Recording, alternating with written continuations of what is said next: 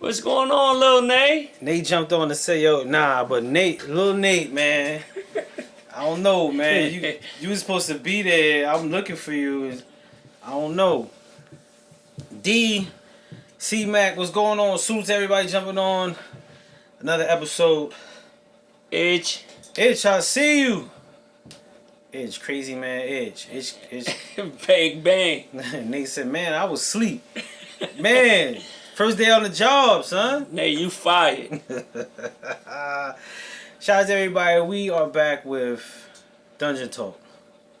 I'm Sport Brooklyn. I'm Nate. And we all one man down.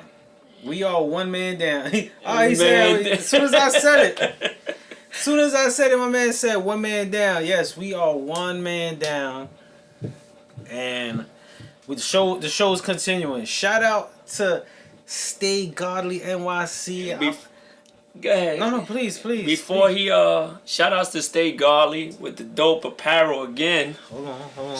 Show the dope apparel again. Y'all ain't gonna be getting these. Nah, they don't get those. You know what I'm saying? What it say? Members only, son. They don't get those. You know, shout outs to my boy E, the Godly movement. You know what I'm saying? Reflect the joint. Most definite. Good dude. We get some love. We get some love. Shout out, most definitely. Shout out to the government for the Stay Godly NYC. Really good material. Might want to tune in and check that out. I know I am every chance I get because it shows. It says members only. So that's right. I'm officially a member. I'm officially a member. Wait. He ain't the only member. A proud member. He ain't the only See, member. he ain't gonna just let me rock. I can't let him rock. He's just gonna let me rock. You know what I'm saying? He ain't gonna let me rock. That's my man. He got it. I got it too. You know? Man, most definitely. But shout out to Stay Godly, man. Y'all might want to tune in and check Stay Godly out for some very dope gear, apparel, great quality. It's not just your press and print and package. It's a lot to it. So most definitely tune into that. Sounds like Rome, what's going on? Shout out to you, my brother. I see you. What's going on, everybody? So today's show, or conversation really, because this is what we really do. Nate just happened to come in and he showed me a video. My song posted it, and we were trying to get where it was. If the viewers know, they might know of police on top of an individual. Man pointed the gun out. It's like, I'll shoot you stepping on his dreads, and Nate was like, yo, this never ends. Spud said something last week, about the cam and the body cams and all that. And I don't think it's ever gonna end, man. They do whatever they want to us, man. And at any given time, it can happen to anybody that is color. That don't resemble them anyway, Yeah. And it's kind of crazy that, Spud ended up saying, little things last week. And, Spud said a little thing, the slower it goes, like it burns slow, but it's not stopping. It's not. I don't think it's ever going to stop because you're dealing with people. You know what I'm saying? And when you're dealing with people, regardless of what's in place, whether it's rule, law, lawsuit, anything, when you're dealing with people, especially if they have a certain level of hatred or anger in their heart, they're going to do what they do, and it's going to be shown. Eventually, it's going to be shown. So it's never going to be avoided, or it's never going to end. Like, it's never going to put to an end, but I'm glad that there are body cams or people filming, because without those, it would be happening a lot more than it's happened now. Shout out to Bushwick Radio. I see you, Renegade Revolver. JY3, what's going on? It's just like happening more and more now. Like, it's just like repeated. Like, I don't think it's happening more and more now. You know what I think is happening? We seeing it. Because there's video. But they was I mean, Rodney King set that off. Like, that was the first time recorded that the world saw, like, yo. And there was some people was like, man, they did that to me last week, during the Rodney King joint. But that was like the first time the world saw it. It's just crazy, Spud, what people gotta go through and see, man. It is. It is. It's not a good way to live, man. It is. And I wonder why everybody be on edge, like when the cops come. You know, people get real, they get real crazy, like, yo, back up, because you never know if they're going to stall on you or try to hurt you, man. And even in that clip, you could see some of the officers like they still upholding their man, their teammate, but it ain't built in them. Because they know the outcome that's going to happen now. It ain't built in them. You know what I'm saying? C-Mac said this generation is different. It's not sure how people rocking, but back in my day, teens, in their late 20s, me and my boys was riding on them. He said we was riding on them. I think it's different now. No one is fighting for their people. It most definitely is different. I mean, I think between, and I don't want to even say fighting for their people. I think the message or the meaning of the fight is different.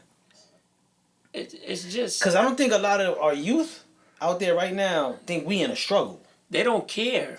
They don't know. Yeah, you're right that you said that. They don't have no idea, but I don't think they care. Know. I don't think they care. Because of, you know, people say, yo, you told the police is no good. They're no good. In their eyes, the police are no good. Mm-hmm. You know, and I don't think they really care. They don't think that it can happen to it. That's what I think. That it can happen to them? Yes. That's what I think. Because these kids walk around like it's nothing. They got hammers. They got everything. Yeah, they did. Yeah. They did. They way different than what we was when we was outside in the streets. I know. I mean, when I was a kid, and you like, when we did stuff, we did it with a motive. And I'm not saying the motive makes it right? Most times you did something, you walked with a hammer, you doing a jukes, you doing a robbery, you trying to get some money. These kids ain't pulling robberies. They making beef. Back in the days, you had beef because something occurred. Something happened. These brothers is creating beefs. They super disrespectful. I watched a video of some kid, Fulio, the kid that got killed on his birthday. And his video, he did a whole song about the people that's dead. And he's singing at their gravesite with the video. I'm like, how you know you're not gonna be breathing long to enjoy this buffoonery, right? I just even that, Spud, like we never did that. Like make fun at somebody's death. Like that's bringing beef to you off the back. Like somebody said the roof is that's just the shadows. That's just the shadows. The roof is not sinking. It's the shadows. Don't worry about it.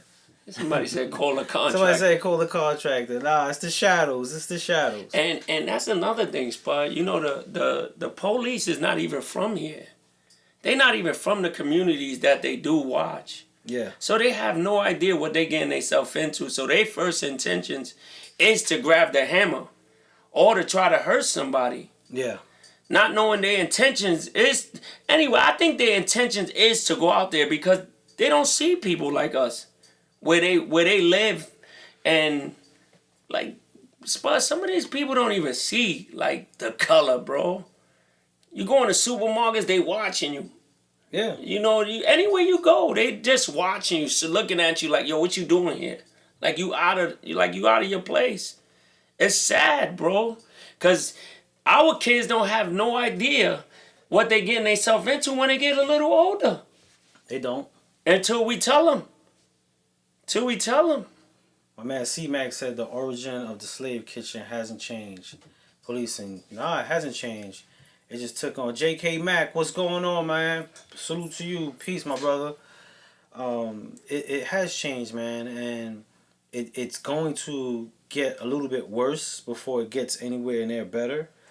It is, but I started to wonder about my participation in this. I think I got a participation. I think we all, from the earlier generations, got a participation in what's going on, and we didn't realize what we were doing and not informing or relaying information, but our actions. You know, these are the kids to the parents that either did drugs, sold drugs. Like we're getting the after effect of a whole lifestyle generation. We're getting the after effect because it just didn't stop, and then now we got a bunch of crazy, non-thinking, carefree, disrespectful kids. Yeah, It ain't come from no. It ain't come from nowhere. It's a different. It's a different. It ain't come from nowhere. That is right. That's right, man. A lot of drug era kids. A lot. A lot of them. And that transition helps. It's just sad, man. You know, I wonder what they're gonna do when, like, their parents or something is not around. Like, what are they gonna do? I think is this might sound a little harsh, but I think there's gonna be a layer of an era that era. I don't want to say is doomed, but to save that era, the key is not to save that era. It's to save the ones to come. Yes. Like there's an era that we just like, okay, that's the movement. It's going that way. We really want to go this way. So we're gonna do that. We can't stop all of it, but let's start scavenging and grabbing up some because we gotta start for the next stages. And I think that's where we at, man. Unfortunately, with this generation. You know, And I don't want to say generation, era. I want to say era because I see old, young. It's like this time. It's just like something in the water, like buffoonery, foolery, all kind of. It's ageless, man. it's scary, Spud. It's real scary that, like, we, instead of people taking the phones out and doing certain things, the guy, C-Mac just said, man. You know, stop recording and do something. Do something. You know, a lot of people stand there and make a foolery of the situation. Yeah. Because you put it on whatever is on there, they just post it and people don't really take it the way it's supposed to be. Yeah. You know, instead of them actually like helping or, yo, take your phones out. Even when they fighting, they taking their phones out. Yo, what you doing, bro? Yeah.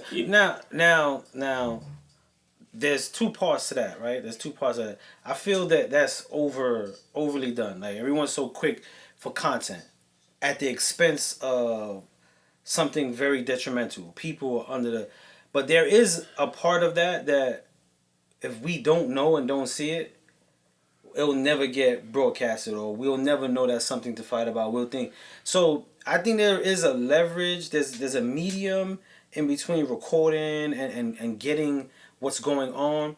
But when it's like first and foremost, that's the go-to and no one's transitioning to help in the moment or do something different, that's the problem. But we're in the content era. We're in the content era. You know what I'm saying? We're in the content era, man.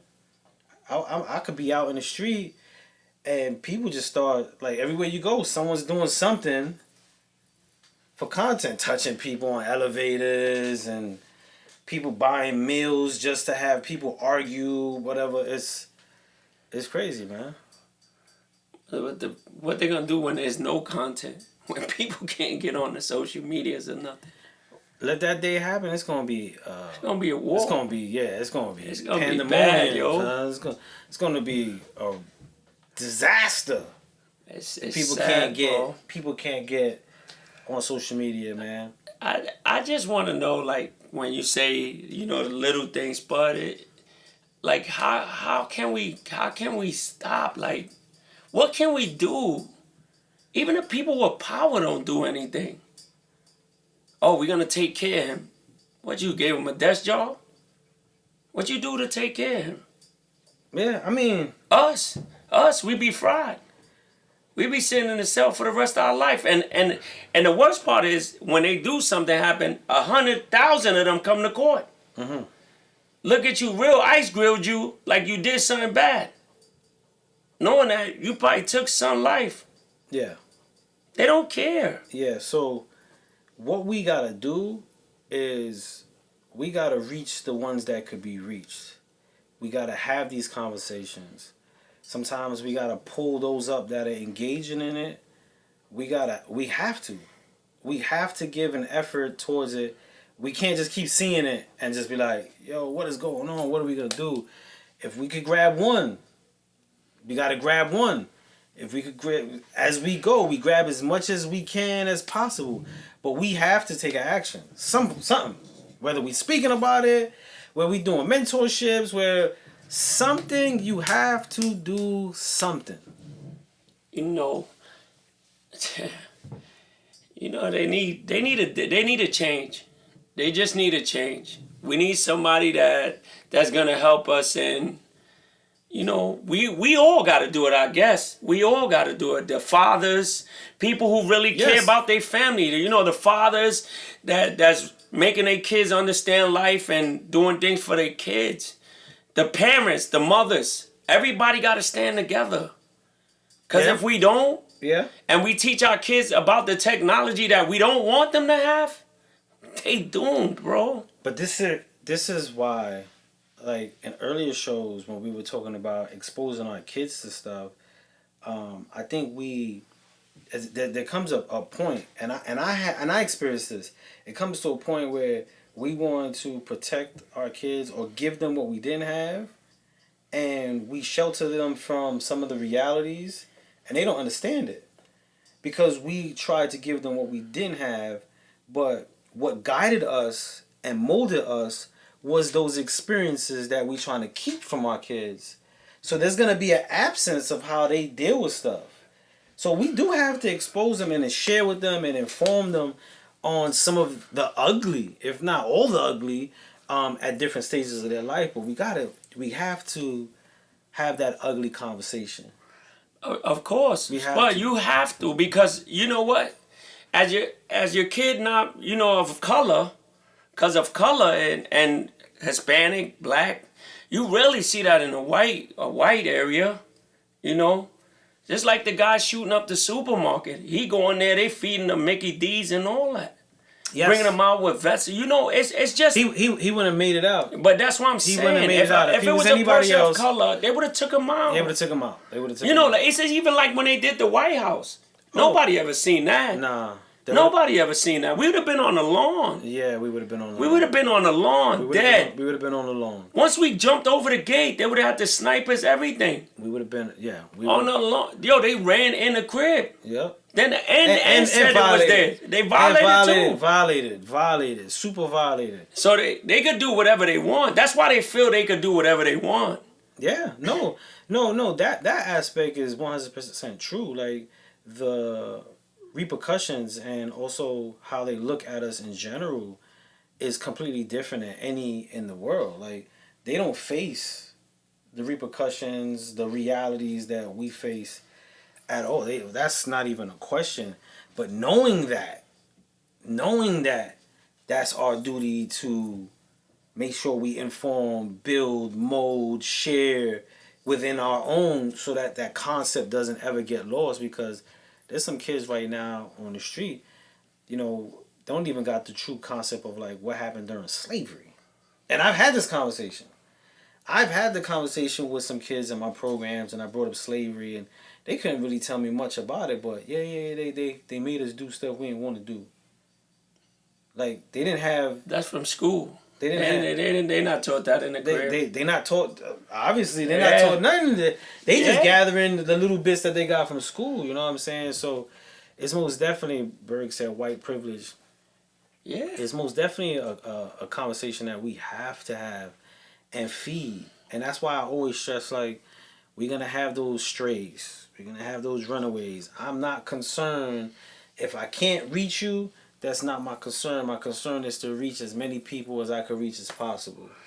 Yeah, the system ain't helping the kids neither, though, Spud. No, they're not doing nothing. The system is not. But it's not made to. But that's the worst part, Spud, because kids that's not from here prosper more than the kids that are from here. It's not cool. You know why? You know why people from other countries prosper more than people who live here? Because we are spoiled. I'm keeping it real. We're spoiled. We don't know how much stuff we have in front of us. And people from other places never forget their struggle. So they looking at, we'll walk by somebody collecting bottles. There's a lady across the street.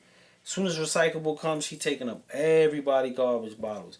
And I saw some people laughing at her, and I was like, yo, every She month, caked up. every month, not even caked up. Every month I see a new relative fly in. She good. Every month there's a new relative flying in.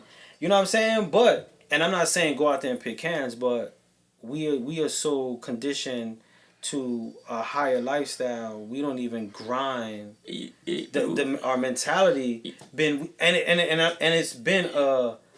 it's been something that's been installed through us through our travels, through slavery. You know why, Spud? Because they give it to them. Everything is given to them. They hand fed. So this how they control you. They hand feed you. Yo, you want food? We give you this. You want this? We give you this. Yeah. But you gotta do this. People obliged by what they give them. So everything that's given to them, you know, it's ridiculous how they treat the kids, which kids don't know the economic power. They don't know anything. No, they don't. So when they sit in class, the teacher's teaching them stuff that they're never gonna experience. This is why we gotta do it. You understand? This is why we gotta do it. How you teach them something they never gonna, you know, an older dude always told me you gotta be in live situations to understand what you're going through. No, that's true. These kids have no idea. All they know is technology, phones. So in school, put your phone away. But what you teaching a kid? What are they teaching a kid? So when it comes to school, the system, I go down the line. Ain't none of those infrastructures are made to help us. Like none of them. Remember we was talking about the jail. So we can't expect but anything they're not from inmates. That. Huh? The kids are not inmates. They not. But the pipeline from school to prison is a formula. It's the same.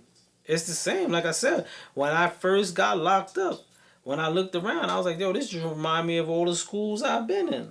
But it's like school. The colors, the structure, it's like school. It's like school. They give you a uniform. Because that's a uniform. They give you a uniform. That's a uniform. You know, you all got, when you upstairs, you get the green pants. You get the dope. You get the dope, whatever dope polo shirt whatever your family send you. Yep, and it got to be the right color. Yeah, it gotta be a certain color. Gotta be certain colors. Can't have certain colors. It gotta be, you know, a certain color. And Little Mama, shout out to you. Shout out to Miss Jackson Media. I see you. Enjoy your vacation. Salute. On vacay? Yeah, she on vacay. Oh man, she living good. So she said even on vacay, not even just in violence. She was like, yo, I'm on vacation. And even on vacation, there's no privacy because everybody's using their phone. Using their phone. That's the first thing people take out, Spud. It is. Trains, anywhere. It is. Anywhere. You know, you say they looking for content. They got that phone real close to them. And the phrase looking for content is either you looking for content so you can make content or you absorbing content. You want to watch content.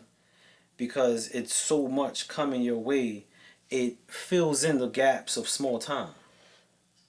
It's sad, but it's a very interesting time, and it's not going to it's not going to go back. We know it's not going back, right? We could forget. I hope not. We could forget that it's going back. It's only going to go forward, and it's gonna get real uglier before it gets anywhere nice. But you in those pockets, those time frames, we gotta find those places where we see the beauty or we share the beauty. You know what I'm saying? Delano, salute to you. And it's true what Bird said. You can't get away with nothing now because there's a camera everywhere. Yeah.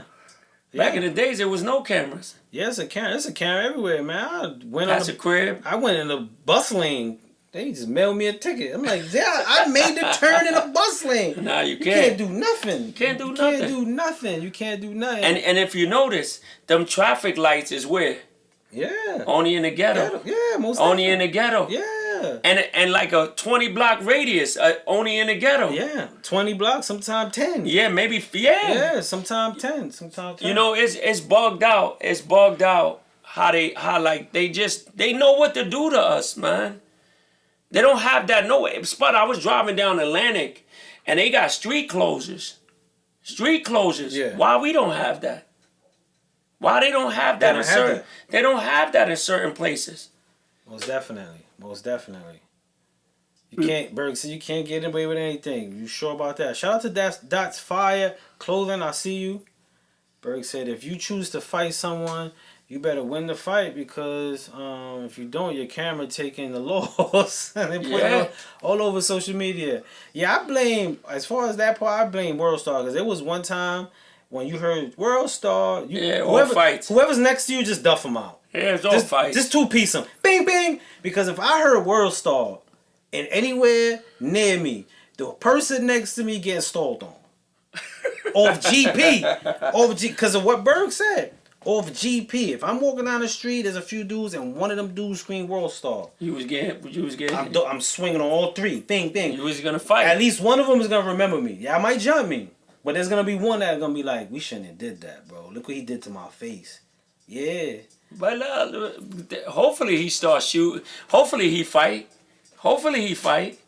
Or he might not try to stab you or something. Hey. Because these dudes don't fight. They don't fight. They don't know what a fight is, but they don't fight. You gonna duff them out for no reason because the other three running. Hey, I'll apologize. I ain't trying to get duffed out. Yeah, listen. Nah, bro. They running. Nah, bro. They running.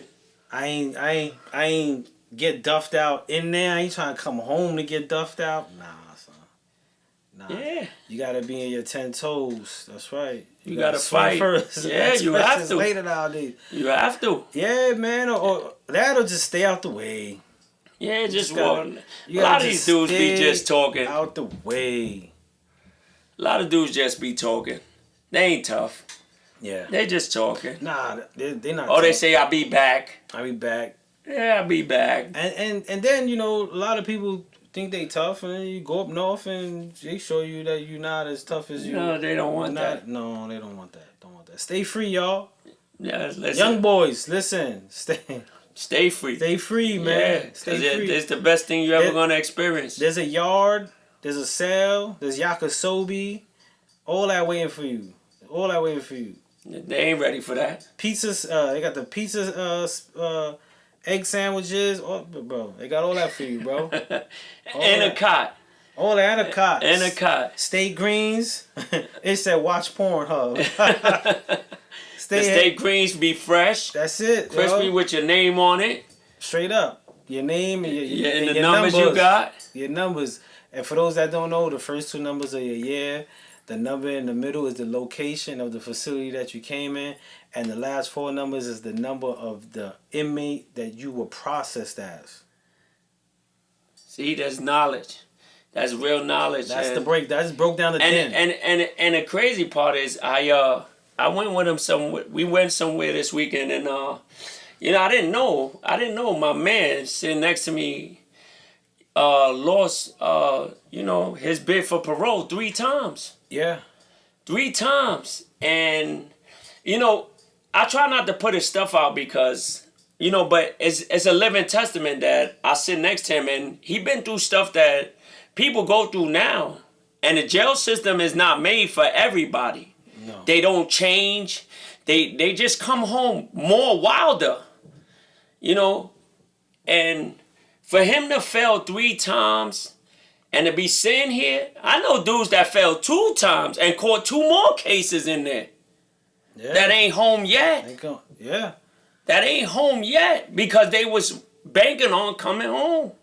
Yeah. They was banking on that date, that release date. They wanted to come home. I ain't gonna lie. My first parole board that I got hit at, like 3 days later, I went to the box. Oh man! 3 days later, I went to the box because it does mess with your head, especially how they do it, how they lined me up to make me feel like I was going home. So I get out and I'm calling home and I'm like, yo, it went well. You gotta wait like 4 or 5 days to get your decision in the mail. You know what I'm saying? So I'm thinking I'm home. I'm going through the catalogs. To this day, I still remember. I wanted the baby blue velour Sean John suit, kid. I was in the catalog. It was called Access. I was about to place my order. I was like, yo, I want those in a pair of Uptowns. Clean, son. You leave it. I had my whole joint set up, son. 4 days later, man, I got that letter in the mail. That joint was like hold for 24 months. I was like, yo, this lady told me, go out there and be something. Don't let me see you again. That's what she told me. Don't let me see you again. To me, that means, I'm out. She said, go out there. You're a young man. You a young man. The exact words: you were a young man when you came in. You're a young man when you're going out. Don't let me see you in here. Be something with yourself. You know, and I can imagine how many times my uncles fell parole, yo. I guess that's why they the way they are. They don't change. Like one of my uncles still haven't changed, bro. One of my families never saw the boy. They made him do the straight time. Yeah. Oh, he had a flatbed. No, he never had a flatbed. I think he was sent. If you have to go to a parole board if you got a minimum. You have to. You got a lawsuit, you have to go to a parole board if you don't have a flatbed. If you have a flatbed, 10 flat, 5 flat, you don't see a parole board. Flatbed. But if you got a split bid, you have to. Especially if it's not a life bid, because you got a CR date. That's CR date. Conditional release. Yeah. If you got a CR date, he had a CR date. He had a CR date. Yeah, he had a CR date. So he had a split bid. I think so. I think he had a split bid because he had a CR date. If you got a split bid, you gotta go to a parole board. So I think he probably went. Now you could refuse it. You could be like, I ain't going. I've seen that. People scared to go home because they're gonna get killed. That happened a few times. Or some people that want to maximize the time, though they don't want to do it on parole. But a flatbed, you do it. You do 85% of your time. Your flatbed. On a flatbed. But if you got a split bed, you got to go to a board. You know, that's another thing. I would go see them, and even when they say, yo, I'm almost out of the door. Almost out of the door was 4 years more. Yeah. You know, they so itchy to go home. That's why to go through the system is, you know, a lot of these kids, if they would go through the system, I don't think they'll make it. I don't think they'll make it. No, bro. Especially in like younger facilities. I heard they be wilding in there. Some wilding, bro. I heard they be wilding in there, bro. We was Spofford, right there in Hudson's Point, on Spofford Ave or Boulevard, whatever it was. Spofford. It was so wild that we would try to catch charges to go to Rikers. Oh my God. Dudes was in Spofford trying to catch charges, breaking people's legs, stolen off on staff. And if you stole on staff, you're going to get worked over. They didn't play. It was abuse to the highest degree, bro. When I say a grown man knocking you out, you get hit, you wake up and then they start again. Twist you up, break your arm, all that. So we wanted to get to the island. Island C-74, right? We wanted to get to the island. That's how bad it was. We wanted to get to the island, bro. We was like, yo, whatever it takes. And then they were sending people to the island, and then the judge was like giving them $1 bail. Yeah, the $1 bill is a hold, though, right? $1 bill. Nah, because you're a juvenile, they know the family could pay it. They banking on you going back. So they do the $1 bill to send you back. And then once they was doing that, Spofford was like, you know what? No more Rikers. We just gonna charge you and you're gonna stay here. Oh. They're gonna stay here. So when we was wilding, we was just stuck. And we just all keep wilding because now we stuck. We think we're gonna activate it and have them reunite Senate. Nah, you was stuck, bro. Now they don't have Spofford. Nah. They don't. That place was Gladiator School. But this is what I'm saying. They don't have Spofford. They send you to a program. I'm gonna keep it 100. What I'm about to say right now about Spofford. I'm about to keep it 100. I was 15 when I went to Spofford. I had my little squabbles and my little fights and all that. I learned to fight in Spofford. I learned how to throw hands in Spofford, bro. In the streets, you wild out, you swing, you fight, you just try to hit as much. I learned like technical fighting from Spofford, bro. In the system. That's how I learned how to fight. Because I had to fight a whole dormitory. Because I messed up the count. Walking through a doorway, I messed up the count, bro. So from Spofford, you went up, straight up. I went to Denham Mall, Clinton. After Spofford, Spofford, I went to McCormick Center. That's by Elmira. I stood there till I was 21. when I was 21, they sent me on my birthday. Sent me to Denimore, Clinton. It's called Clinton. We call it Denimore. Yeah, listen, I went there. I went there. That's that brown. They had brown suits in Spofford. Spofford, you got jeans. No jeans. When I went there, they had brown suits. See, when I was there, you had brown suits had on. jeans. You either had a purple shirt, green shirt, or a yellow shirt. Yellow was orientation. Green side was the D side. Purple side was the blue side. I was on both sides. And what was bad about that, there was a straight up war between the sides. I get sent to the purple side first. My Code E was there already.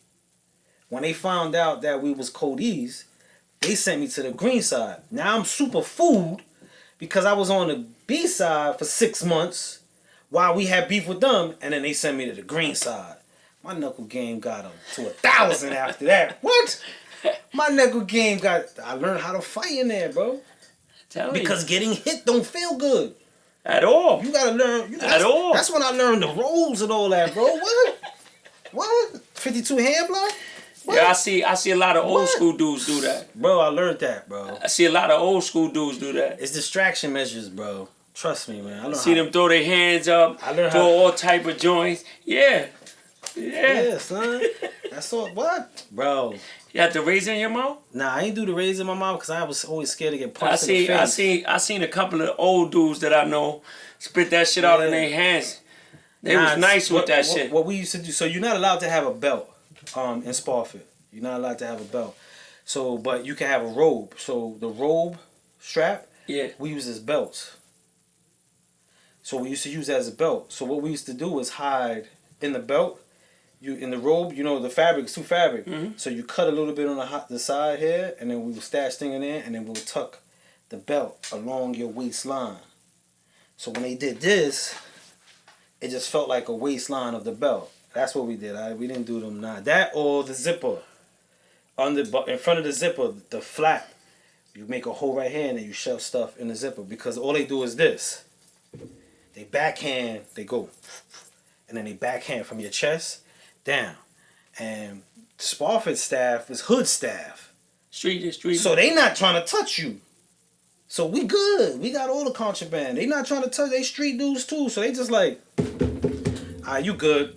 You good. And we had everything. But Spofford was more love game.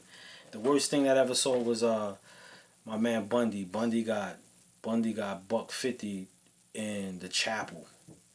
On church. On Easter Day. He got $150 and his face split open and you could see his teeth with his mouth closed. Oh my God. Yeah, Bundy. Al Bundy from Harlem. He got $150 over a girl named Essence. Cause Spofford had girls in there. On the other side? On the other side. It was a small dormitory that had girls there. And if you were on the green side like I was, you went to school with them. But the purple side didn't. And some girl was sending a kite back and forth. And a dude saw him in the chapel. Was walking right down the aisle. They was getting food. They was getting candy for Easter. They was giving out chaplain in there, reverend in there. Man just walked up and he just did the yop. Bust him so bad the razor was in his face. It went in his face. He couldn't. Yeah, man, Bunny. He got $1.4 million for that though. For getting slashed in the face? For getting slashed in chapel. Yep, $1.4 million. 1.4. Word. That's crazy. You got to worry about CEOs and getting cut. Yeah. CEOs getting cut. Imagine if you can't fight, you scared it in the motherfucker. If you can't fight, pick up a craft, draw. Draw motherfuckers get left alone. Because they doing shit for niggas in the spot, for their families. Get left draw my envelope, man, I pay you. Drawing, if you got a talent, leave you alone. A lot of dudes be barbers. If you work the mess hall, like if you're not gonna be spinning the yard, get a job. Get a job. You got a better chance of avoiding something if you do something that's useful. You know what I'm saying? Nobody gonna beef with the dude serving the farina. I told you gotta be a gladiator 2 dude at times, but you have to. You know what's crazy though? And I'm not gonna sit here and say like I'm like super thug or nothing, but I watch gladiators get dealt. You gotta be witty. You gotta be a balance between I'll go the measure and also how I'm gonna maneuver. Cause I seen gorillas that are like, let's go knife for knife. I seen the dudes that's like, I don't care about my bed. I'm happy here and get done. Beat up Go bad. done crazy by the dude that said, leave me alone. Please leave me alone. But that I've always seen it. happens. That always So happens. it's a balance. There's a certain level in prison. You gotta have, that measure of like, I will go there, but also witty to be like, you know what, this ain't the place. Or sometimes you be like, I'm gonna bust him in the head. My favorite thing was like, I'm gonna do it in the mess hall. Spud. Even like talking to my kids and like us visiting family members in there. I always explain to my son, this is one place, and the person that I would go visit would actually tell my son, like, yo, this ain't it, bro. It's not. But these kids don't understand the concept of this ain't it. It's like a fad to them. Oh, I did a bid. You didn't do a bid. You was in a precinct. You went to central booking. It's that when they you go to central booking, probably be on the island. If they affiliated, they get segregated, so they'll put you on a blood house, so they don't get a taste of it till they get in the mountains Up north. You know what I'm saying? Y'all chilling. Y'all might be playing razor tag down in the city, and y'all clicked up because your homie, and your man, and then you go in the mountains where it be like, yo, we don't care about none of that. You know what I'm saying? Where a dude will just leave you. He'll leave you in the yard. You know what I'm saying? So they get that taste, and then they go up north. And don't get me wrong, some spots up north is cool breeze. I've been to some facilities and I'm like, oh, y'all walk in the dormitory? This is crazy. Like, yo, I'm gonna go check my man at recreation. I'm gonna go over here. Like, yo, I just came out the box, B.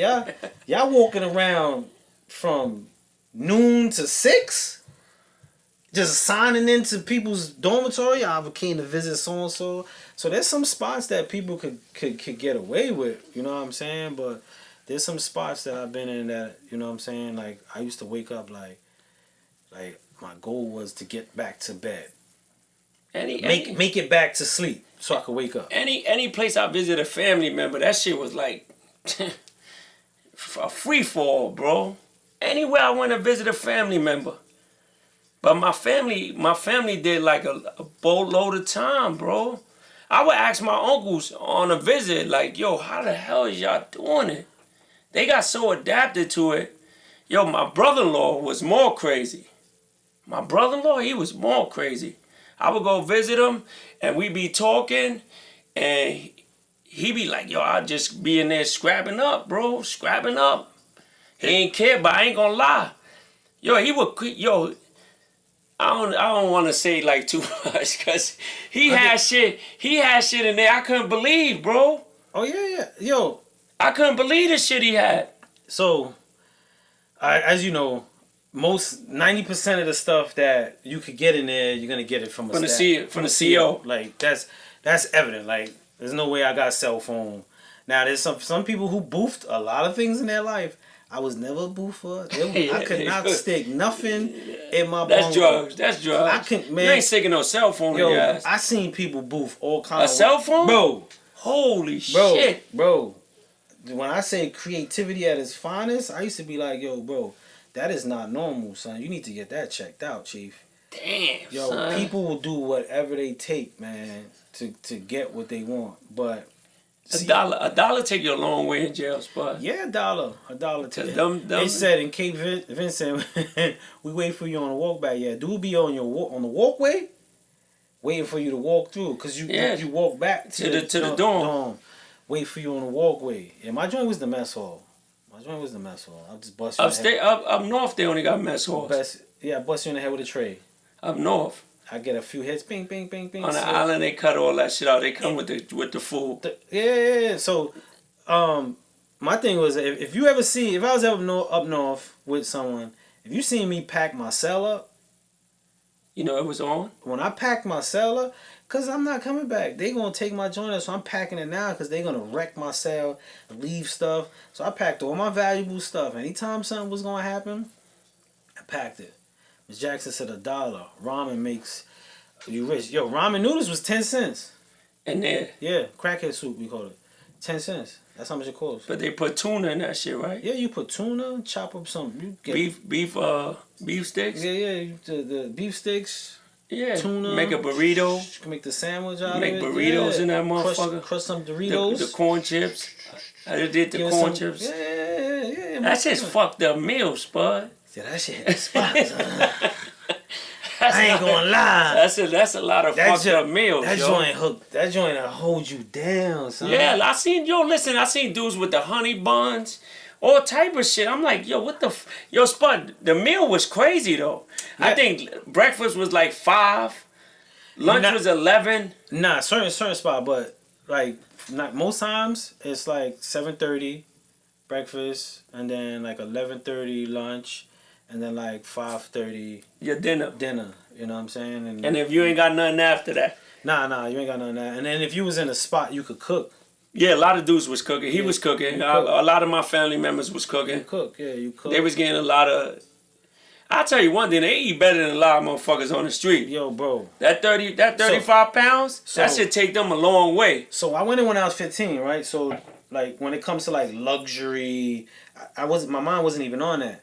So when I came home, I remember going to I forgot the name of the restaurant, but I went to a restaurant with Patricia Groves, my third grade teacher, and she went with, and I'm the only black dude, so it was a whole bunch of white people, and we go to a spot, and they're looking at the meal, and they were like, "Oh, this octopus plate costs this," and I'm like, "Yo, I was eating. The first place I ever ate octopus was up north.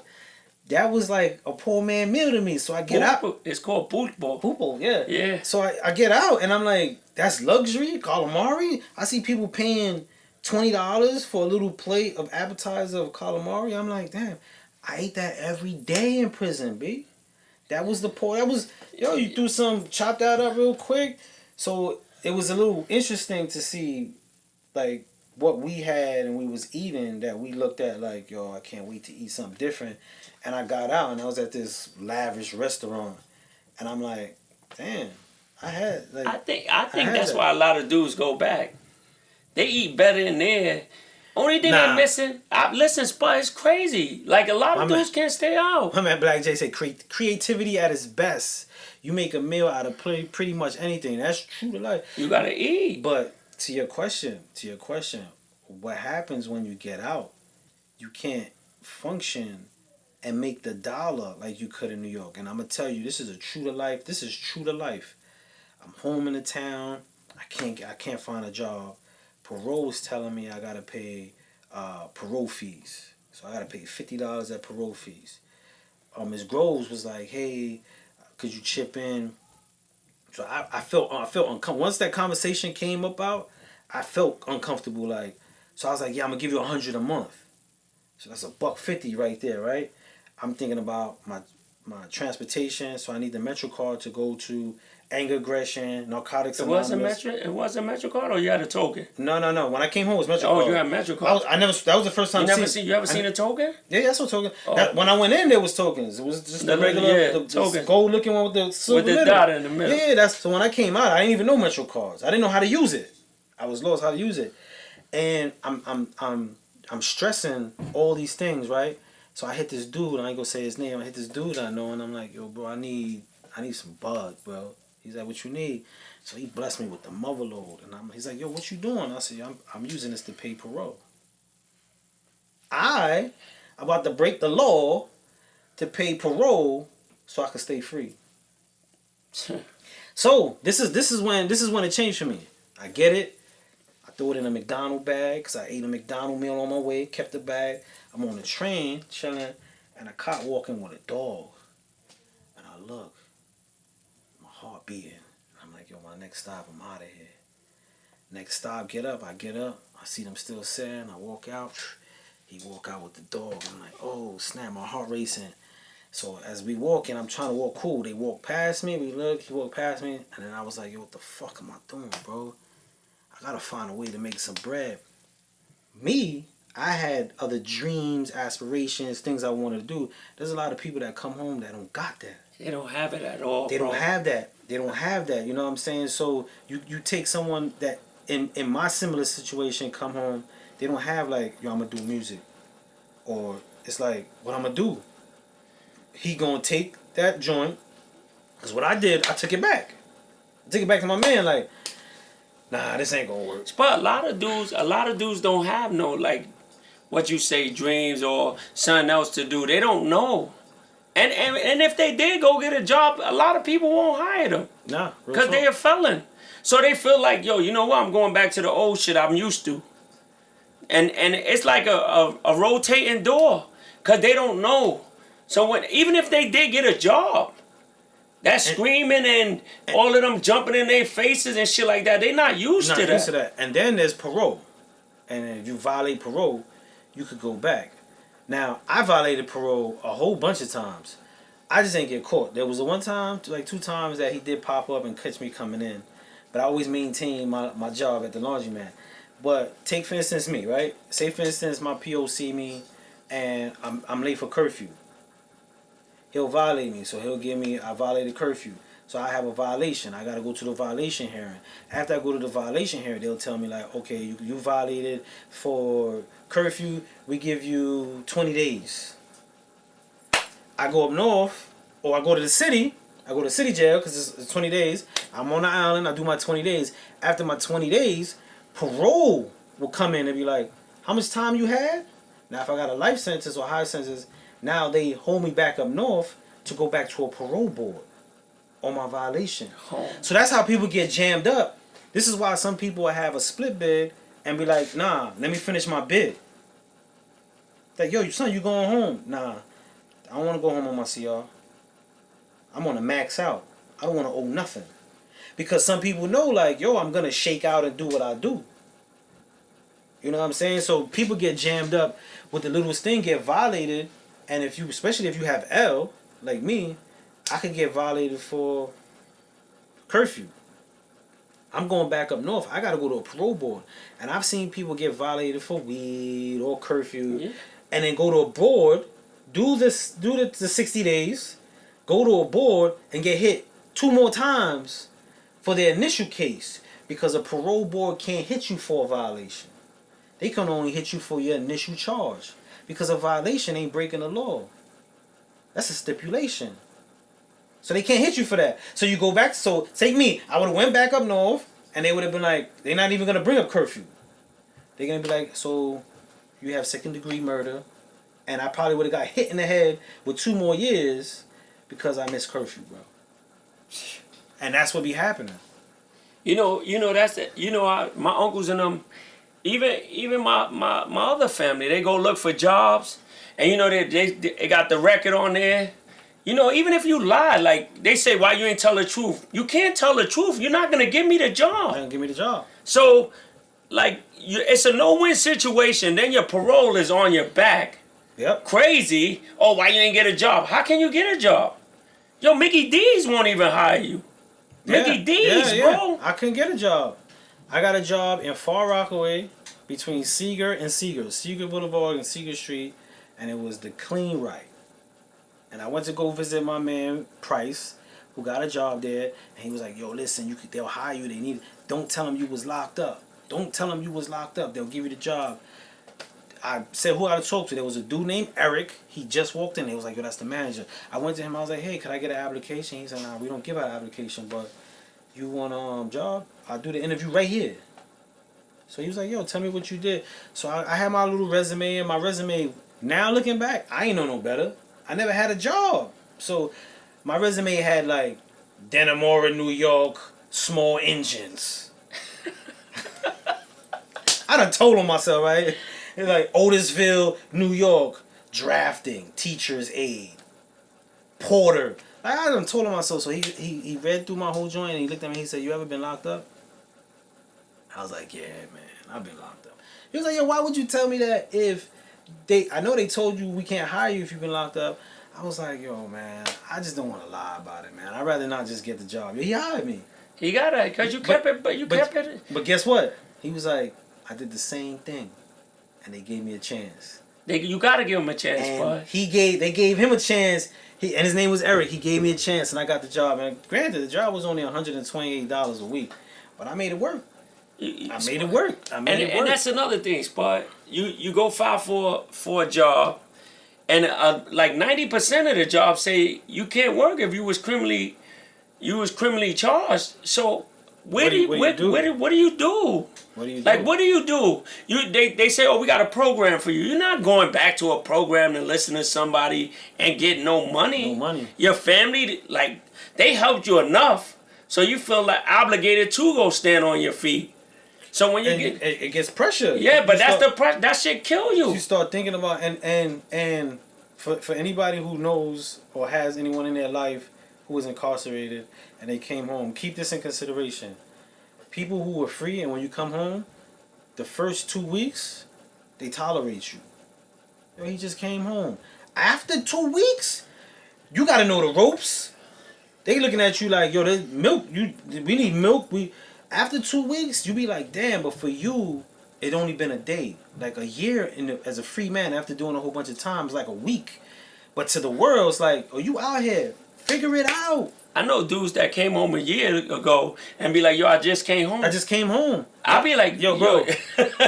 Shout out to my man Shadow. My man Shadow was up north for me. Shadow, what up, Shadow? I don't mean to put him on blast, but that's my brother. That was our journey. But yo, I was saying that like 2 years in. And that's crazy. 2 years in. I'll be like, yeah, I just came home. I'm like, you just came home. How long you been home? 2 years? Let me fix the camera. And that's what's crazy, Spud. The camera want to spotlight me now. You know, and that's what's crazy. When they say, yo, I just came out. You just came home. You just told me that like a couple of months ago. I be like, yeah, man, I just touched down, man. How you been? 2 years? You're like, what? The system sets you up. Yep. The system ain't gonna help you, never. They want to keep you down. So there was a program called VASA, right? And if you take a drug program, they put you in school for free. Right? So I was like, yo, I took a drug program, even though my case had nothing to do with drugs, but up north I was making hooch. Oh, with the orange pills and shit? Yeah, I still make it. I got some bottles in there. Serious? Yeah, it's banging. I got some right now. I can show the people too. Yeah, I make it to this day. But I got caught anyway. Wow. I went to the box, came out, and when I got home, I heard about the VASA, so I went there. I was like, yeah, I took KSAC. I was in KSAC 6 months, got a certificate, and I went, and they were like, all right. And I was like, I want to go to school to be an engineer. I was like, engineer? I was like, yeah, audio engineer. I want to be an engineer. Found this school, Audio Institute of Research in Greenwich Village. Found everything, went there. The dude was like, it was $15,000. He got it down to all I had to pay was $500 out of $15,000, $500. So I went to VASA. I was like, I found the school. We got everything. Look, TikTok wanna block us off. And when I went in there, you know what the person said to me? We feel that engineering school will be too much for you to comprehend. We feel there'll be too much pressure for you to be in school, but we want to give you a CDL class and we'll send you to drive a bus. And I was sitting there and I was like, so I can't sit in a classroom to engineer because you feel it's too much for me, too much pressure. But you want to put me on a school bus to drive little kids to and from school. I was like, yeah, it's set up for you not to really supersede in your plight. And once I heard that, I was like, okay, I'm on this really on your own. I gotta figure it out. And you know that you said that, like, yo, the 2 weeks they asked for milk and shit like that, but how? You know, it's sad that they've been through enough bullshit already, and us being family members, we ain't even thinking about that shit after the 2 weeks. Like, nigga, you eating up everything here, you chilling. That's what it start. That's what it start coming off to you at. But that's hurtful, though. It is. That's hurtful to be. And this is why I share this with everybody. If you have someone that's in your life that got incarcerated, just be mindful that sometimes they be in their day-to-day life, they forget that the person, even though it's been 2 weeks, even though it's been a month, even though it's been 6 months, the transition into it is not easy. No, listen. Like me, bro, I never saw Metro Card. I didn't know what a Metro card. I didn't know how to use it. I didn't know how to get on a bus, bro. I remember the first time I got on a bus, man. I just went in and I was like, yo, how I use this? And the man made a spectacle out of it. You don't know how to use that? I said, nah, I don't know how to use it. He said, you don't know how. He kept. I'm like, nah, I don't know how to use it. I heard that you dip it for a bus and you swipe it for a train. That's what I heard a young boy say when I was up north. I don't know what that mean. I heard him say it. So I said to him, you dip it. He's like, yeah, so dip it. I'm like, where do I dip it? He's like, yo, just go on the bus. He just let me in my head. I'm like, you could just let me on the bus. I sat there, I'm on a ride, and then you know what I said to myself? Damn, I still don't know how to use it. I gotta do this again. You know how to use the phone? The phone, the phone, bro. So my first day home, my nephew Brian's like, yo, here's this phone. You could text. And I was like, I could text. He was like, yeah, you could just send a message. And I said, wait, I could send a message and they'll get the message like a letter? He was like, yeah. I said, for real? I said, you lend me that for the night. I was, what? I text everybody in the world, son. And you know, I went through my Bible for all my old numbers. Like, yo, okay. And it was the old text. So one number you had to hit like 3 times to get. Man, I was blown away. I was like, yo, text messages is amazing. It took my uncle and them like almost 2 months to learn the phone, bro. Even for him to send pictures. But the like, phones now are worse. I had the chirp. Oh yeah, the Nextel. I had the Nextel, so it was he had it. You know what I'm saying? So I ain't even get hit with the full blown, computer. Cause you know it's a computer. I didn't get hit with that. I transitioned as a free man into that, but the texting I was blown away with the texting. You know, my uncles and them would tell me, yo, I went for a job interview. The dude told me he gonna call me back. I'm like, they're not calling you back. They're not calling, yeah. So when you go there looking like you can't be yourself, cause you don't know how to talk to the dude, cause the dude gonna say something that you don't like. You don't like. Cause you've been in a place like a long time. You like a caged animal.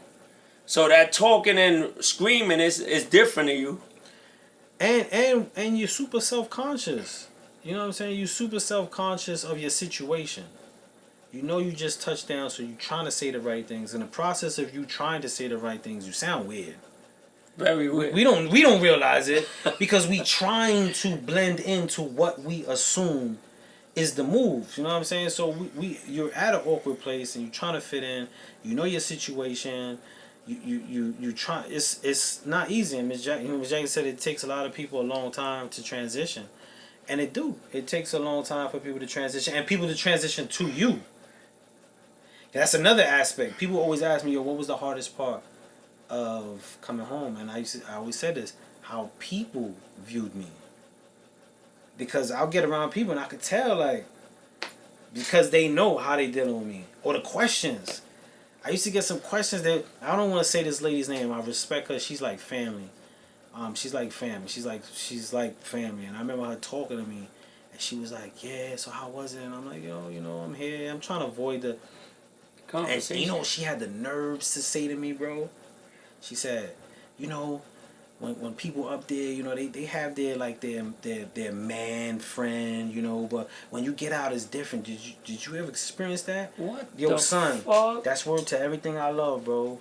I clenched my fist so tight, I was so mad, and I said to her, yo, don't be asking me these movie conversations, man. If you go in there for that, you've always been that. You go in who you are. You just have a greater chance to display who you are in them situations. Them situations don't make you that. You go in that and you could exercise it a little bit more when you there. Y'all wanted a 2-piece up, B. That's fucked up. I wanted a 2-piece up, bro. I was furious, bro. That I'm still mad to this day. I'm still mad. I'm sweating now. Like, I'm mad to this day that just what? Why would she ask me that? Why? You know what I'm saying? Like, what? I just used to be real cautious to ask my uncle certain things. But all my uncle's stories and people that I do talk to, they tell you jail stories and they get into a whole story. And sometimes I'd be like, yo, listen, forget that story. We outside and he just hit you with another story. Like, yo, son. Yeah, they be wildin'. Nah, because you gotta realize this too, like, the transition of getting out of that was life. Life stopped. Like, take me. I went in when I was 15. I came home when I was 28. I lived my whole adulthood in prison. Yeah, you did. So all my experiences of adulthood. So if I was to get around people, I could see someone diving deep into like, yo, so this is what it is, because that's the experience. And you know what it took to get out of that experience as an individual being in there. So when you're telling the stories, it's a lot more than just the story. It's the reminder, it's the feeling, it's the survival, it's the heroics of it, of you telling the story. And some get stuck there though. That's where it's an issue.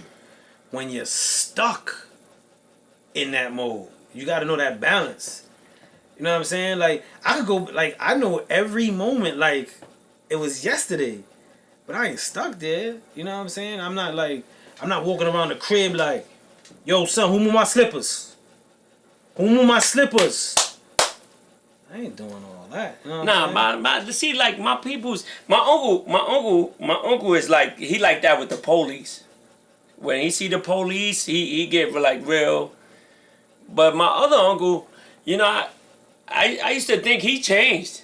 And, you know, people telling me, yo, he's still going to be the same. He's still going to be the same. But he still was the same dude that he went in and couldn't stop using drugs. He couldn't stop. And I forget, but at that time, I was actually giving him the drugs. So I know if he was getting it from me, he was getting it from 50 other people. Yeah. And one dude happenly bumped into him in the street, and that was his exact story to my uncle. So I looked at my uncle like, what? I'm like, yo, you told me this before you came home. And it's crazy, Spud. My uncle almost OD'd, bro. My uncle almost OD'd, and he's still the same way. And yo, listen, my cousin is in a predicament, and he you know, I heard Berg say a story about my cousin. Berg said a story about my cousin, and my cousin actually tried to help him. And the first thing he told my cousin, yo, man, fuck you. Like, fuck you. What you gonna do for me that I ain't do, you know? But my cousin was in a situation too. Like, they was all in a drug, you know, and it bugged me out, Spud, because I never wanted to be like them. I used to see them and I'm like, nah, I can't be that. That ain't what That's not it, bro. That's not it. And I used to see my uncle like falling over, bro. I'm like, damn. You know, all the trials in my life, seeing my family do drugs, I'm like, yo, I can't do that. And seeing him come home too, go do the drugs again, I'm like, yo, that shit ain't even helping him no better. And then he would say, yo, I'm going to get a job. Nah, the job don't want you, bro. Because his hands was hot. Or he knew how to book people. He ain't know nothing else. He ain't do nothing in the jails to help him, like go up with his life. Like, he came home, and if I talk to him, his aggression is crazy. Yo, you don't know, son. You don't know. I don't know what, bro. Yeah, tell me that. Tell me, like, what are you talking? Like, calm down. And he can't change his life. I sit there and look at him like, damn, you old as hell and you still doing the same thing, bro. He'll ask me for bread, and I feel disrespected because he my uncle. Like, yo, why you ask me for bread, yo? I'm supposed to be asking you for bread. You my uncle. But I feel like he's always going to be him. And through them times, like, if you talk to him, he's aggressive. He older, but he's still aggressive. He can't change his condition, man. But it's killing him, bro. Conditioning. And I tell you a worse part, Spud. He got mad sick in there, bro. Like, he's sick, bro. He couldn't eat. When he came home for like 2 months, bro. He would throw up the food. He would literally throw up the food. And I'm like, yo, bro. He come out brolic. I'm like, yo, you alright, bro? You ain't got nothing to do. I see him. So his addiction, him running the streets, And all his mans, the first thing they come, yo, here, take the bag, yo. Yeah, yeah, They yeah. they don't come with no bread. No. Yo, you need something? Yo, here, take the bag, yo. Yeah, a friend of mine, first day home, friend of mine Take was it like, back. yo, hold this. I'm You like, good. damn, bro, I don't want that, bro. I just touched down. All I did was eat a meal, bro. I ain't even get no box yet, bro. Like, I felt bad for my uncle because I'm like, damn. My other uncle, he cool, but all his stories is jail fights. He don't got no other story but jail fights. And I'm like, yo, you telling my 12-year-old son what you did in jail. Talk about something else. He like, yo, I ain't got nothing. ain't got nothing else. It's like, don't talk. Ain't got And nothing else. he get real, like, yo, that's crazy. You try to play me. I ain't trying to play you. Me, I'm good. My son, I don't want him to hear that. He don't need to hear that. My other Uncle Petey come around, he just look around like stupid. And I know he twisted because he want a cake. He got the munchies. You got the munchies. You see the icy lady? He got 50 ices he bought. Whatever money was in his pocket, he bought ices, bro. Some people could spin the yard, and some people just keep the yard. You know what I'm saying? And they come home and they got prison written on them. And then I just feel some people that did bids, and you don't really even know they did bids, so they speak about it. That's the fine line between, you know, the circumstances and people in there, man. and they stories be crazy.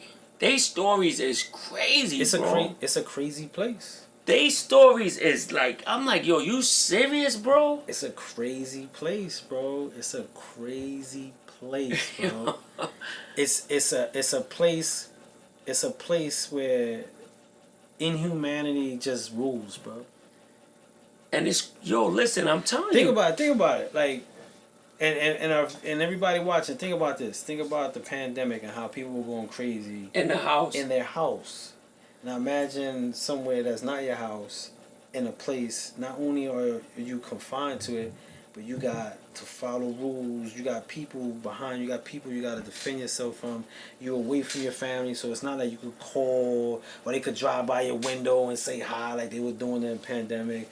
You away, you stripped from. And I don't think people really get how psychological being removed from where you live and placed in another environment has an effect on you.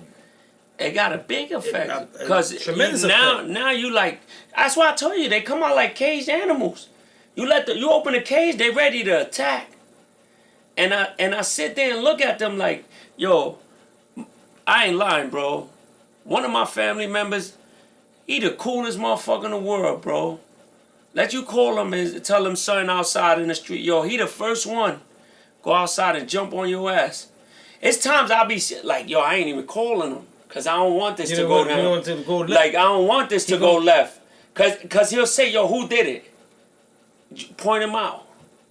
And I feel like, yo, they going to take this dude's, like, put him out of his misery. So I sit back and be like, you know what, if I call him, but somebody already done called him.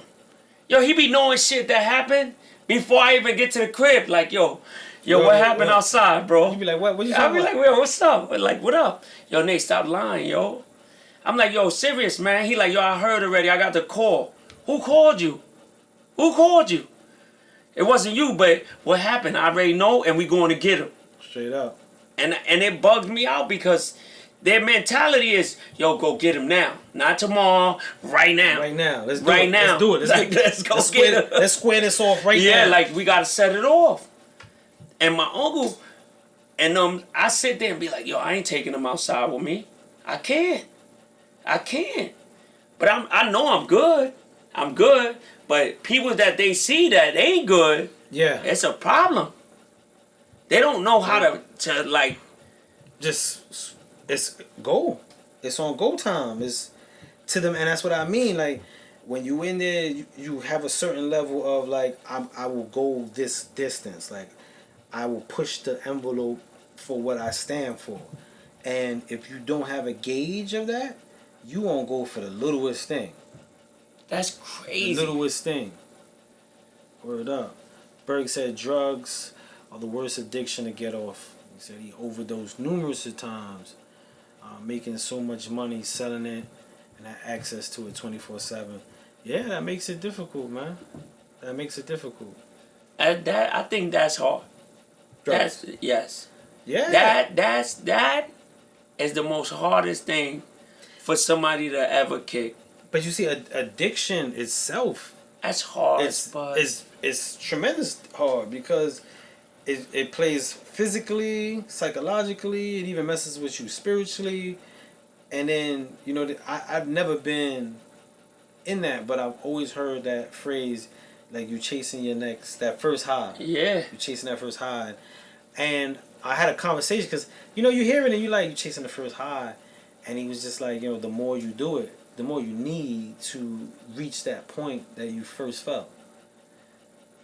And you start doing more. The problem with that is your body starts to break down the more you intake, but your high increases. So you're not paying attention to how it's destroying you.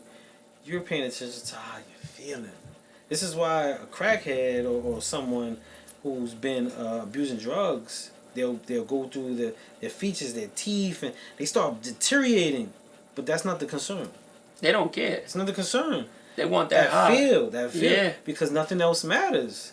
And again, I'm solely speaking from an outside perspective, just in conversations that I've had with people, and I also had to go to NA, which was part of parole, but I didn't have a drug case, so I sat in NA and heard stories like, wow, and even had to lie in order to complete NA. I had to lie To talk about a problem you never had. Never had. I used to be like, yeah, heroin used to have me sitting on the couch for days, and they'd be like, I'm so sorry you went through that. I'm telling you. I had to lie. I had to lie to get. I seen loved ones like deteriorate, bro. Like deteriorate Yes. from crack to heroin, and like, it got to the point where I didn't understand why they was doing it, and it was more hurtful to me because I couldn't do anything, just to see them go, and just kill it, like just Killing go, yourself. yeah, and just sell shit from the crib. Get steal from you. It takes over, man. But they say chasing that high, and that'd be literally like, when I hear that's like literally what they're doing. Like they're doing everything to get to it. Miss Jackson said, my son was killed a year ago because of drugs. It's not only affects the addict, but the loved ones. Yeah. Yeah, it does. And that's worse because you love them. You don't want to see them You fall. don't want to see that. And it's more hurtful because you love them.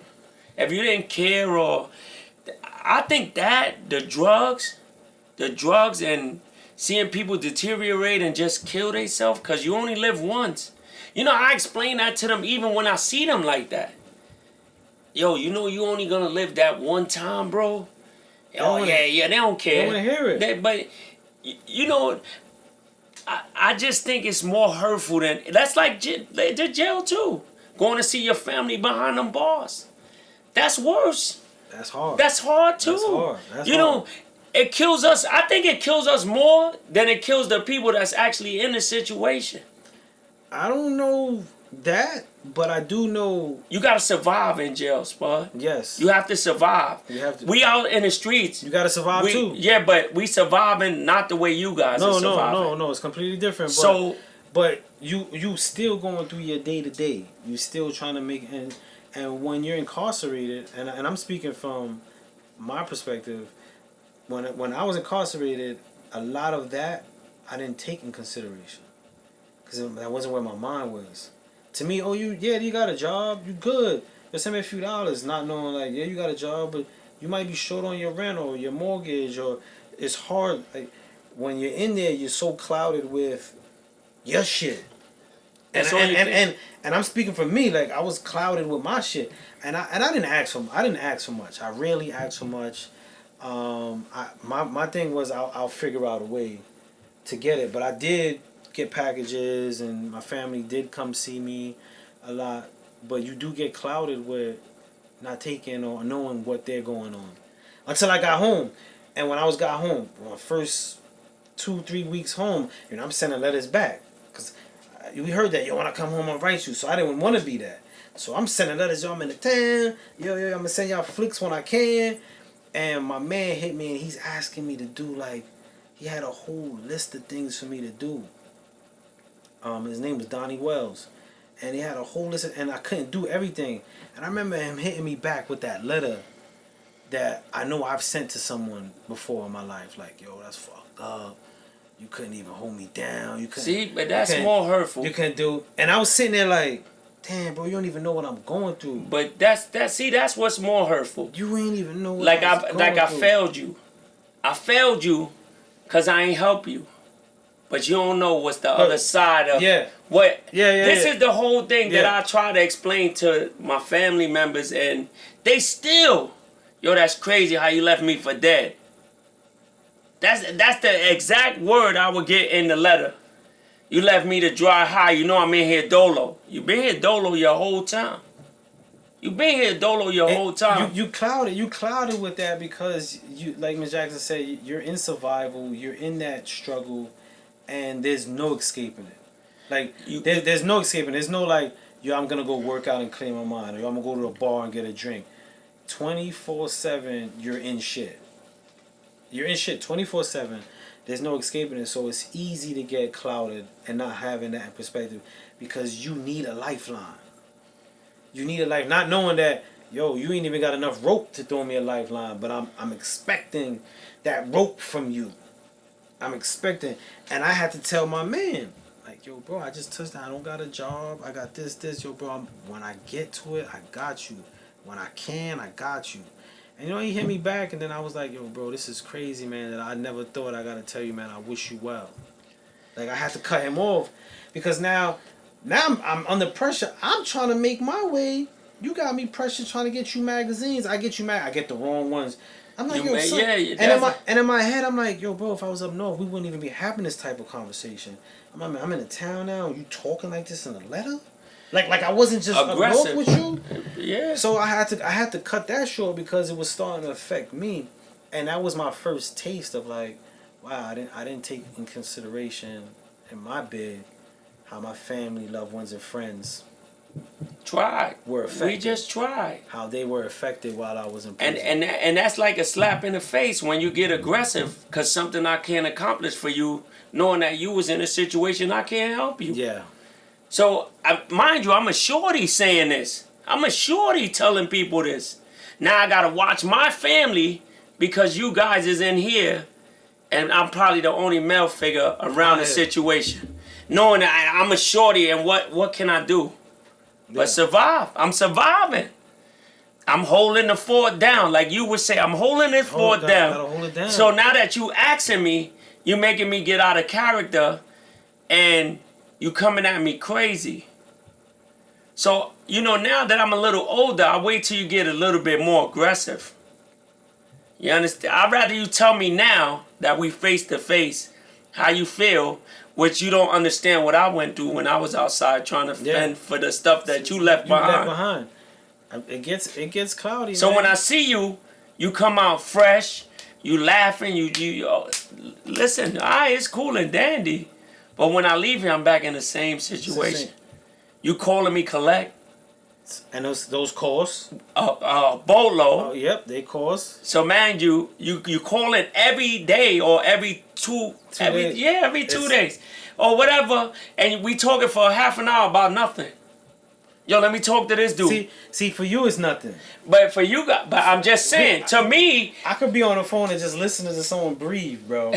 It's like, and it's like, but you, again, like I said, you do get clouded. And as shout out to everybody jumping on, you do get clouded, and it wasn't until I came home I realized that. And I think I said it in one of my shows, man. My man David Hall, he up top right now. He's serving a 25 to life sentence, and he hit me back, man, on JPay. You know, he sent a message, and he was like, "Yo, I'm sorry." I'm like, "Yo, sorry," and he was like, "Yo, I'm sorry I never wrote you." And when he said that, I knew where he was at. Because now he knows the importance of that communication. Because he didn't hit me once when I was in there. Dean! Shout out to Dean. I'm loving you on this side of town, my brother. On this side of the fence. Shout out to everybody who went through the struggle and maintained their stability here in this free world, as we call it. The bricks. I remember I used to say, I can't wait to touch bricks. The concrete. Can't wait to touch bricks, kid. I listen, Spud. I used to feel some type of way when they would come at me, and I'd be in the crib, and he calling or writing me a crazy letter I wrote a lot of those. that I won't write. Spud, they writing me crazy letters. I'm guilty. I know you did. I wrote my mans. If they see this, man, I love y'all, my dudes. My man Darren, Ray, Kareem, B. I wrote everybody this crazy letter, and each letter had a F. UCKYOU, and I sent it to them for them to put it together. I was tight. Yeah, but at the end of the day, you don't know what they said. You know you love them. I love them. And I knew that they didn't mean harm, but it meant harm to me because I'm trying to fix something that you left here. I can't fix it because I'm a shorty, and you still talking to me crazy. Yeah. It's hard. Like I said, it's so hard to understand that, man, because you just smelling your own shit. You're dealing with your own shit, constant. You know, from the violence to the inhumane treatment to the psychological pain, and then you don't have a period while you're incarcerated to have the conversation to relate into your feelings. There's no trigger warnings. There's no anxiety. There's no I'm depressed. I'm going through mental health issues. Ain't none of that. You got to be on your A game or maybe your B game. Sometimes C game if you know you going through it. But it's go time 24/7, 365. There's no break. There's no day off. But your days off, you call home and start wailing. Or you write a letter. Yeah. That's your days off because what you going on in there. Not even your day off. But I'm just saying that's not a day off. You on point all day, 365 a day. But you do, and I'm guilty of that. I did. That little time I wrote those. You got letters. free time. You just gonna wail out on somebody that's actually trying to help. I wrote those letters for those that said they were gonna do stuff for me and didn't do it. Like if you said it, we hold like. Y'all hold a grudge. In prison, your word is all you got. That's right. So all right. So check it out. That right there. When that's more hurtful. I'm gonna send you this and this and this, and it's like 1 month, 2 months, 3 months after a while, because when you say that, yo, I can't tell you when it's 4 p.m. mail call. Everybody waiting for it. Bro, son, ain't nothing like I'm cell 7, man. It ain't nothing like hearing 1, 4, 6, 7. Go get your mail. Crack your mail. Ain't nothing for that moment, bro. That right there is the moment. Everything to hear like 5, 6, 9. You're like, damn, I got 24 more hours. I gotta make it 24 more hours to hear my cell if I get one. To get one. That right, yo, and not to hear your name called, especially if the block is on fire. 1, 2, 3, 4, 5, 6. 8, 9, 10, 11. So you be like, oh man, everybody in their cell with they joint. Or the nighttime come, all the lamps is on. Everybody in their bunk, busting their pen, dabbing the Muslim oil on the top. Some people drawing on the envelope, and you sitting there like, man, you know what I'm saying? Look. He said, these or that incarcerated have to understand life still goes on. It never stops because they're locked up. No, this is true. This is true. They have to understand. Now, you see how we say they have to understand, right? That's the same concept that a person in prison is saying to a person. They got to understand I'm locked up. But wait. The conversation is not. You see how you said that? Yeah. I didn't put you there. No. I respect what you're saying. You didn't. So what you telling me is I understand, but I also have a life besides of understanding. Yes. So your understanding to me is a threat. No. Or you sending subliminals to me to go handle you. I get you. You know what the problem is though? You know what the problem is? And I'm very careful with this when I'm dealing with my brothers when I'm writing them. Out here, it's so minimalized that the people will say, they would say, yo, I'm gonna do that. It rolls off.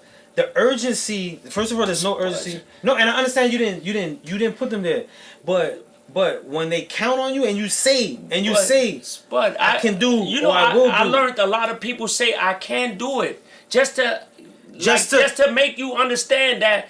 But at the end of the day, they have lives. People have lives. I we understand. have lives. Yes. So if I told you, yeah, I'm gonna do it, it's not on your time. No, it's not. So your time It's is not. But all right. you know it. You see how you just said that? I was gonna do A it. dude up north, I understand that. Half the times we don't get that, bro. We don't get, yo, I ain't got it right now. But when I get it, a lot of them get the, I got you. I'm gonna send that. I'm gonna send that this week. And you probably mean that. You probably mean it at the core of your heart. You probably mean it. And the reason why I'm saying you probably mean it, there's a few times my man said, yo, shoot me some magazines. I see, yo, send me the link. He sends me the link. I look through it, boom. I schedule it. Phone ring. I'm on the phone for an hour. Oh, I gotta go to the studio. Before I know it, 3 days went, 3 days go by. Damn, I forgot to send. So I understand that. I understand that completely.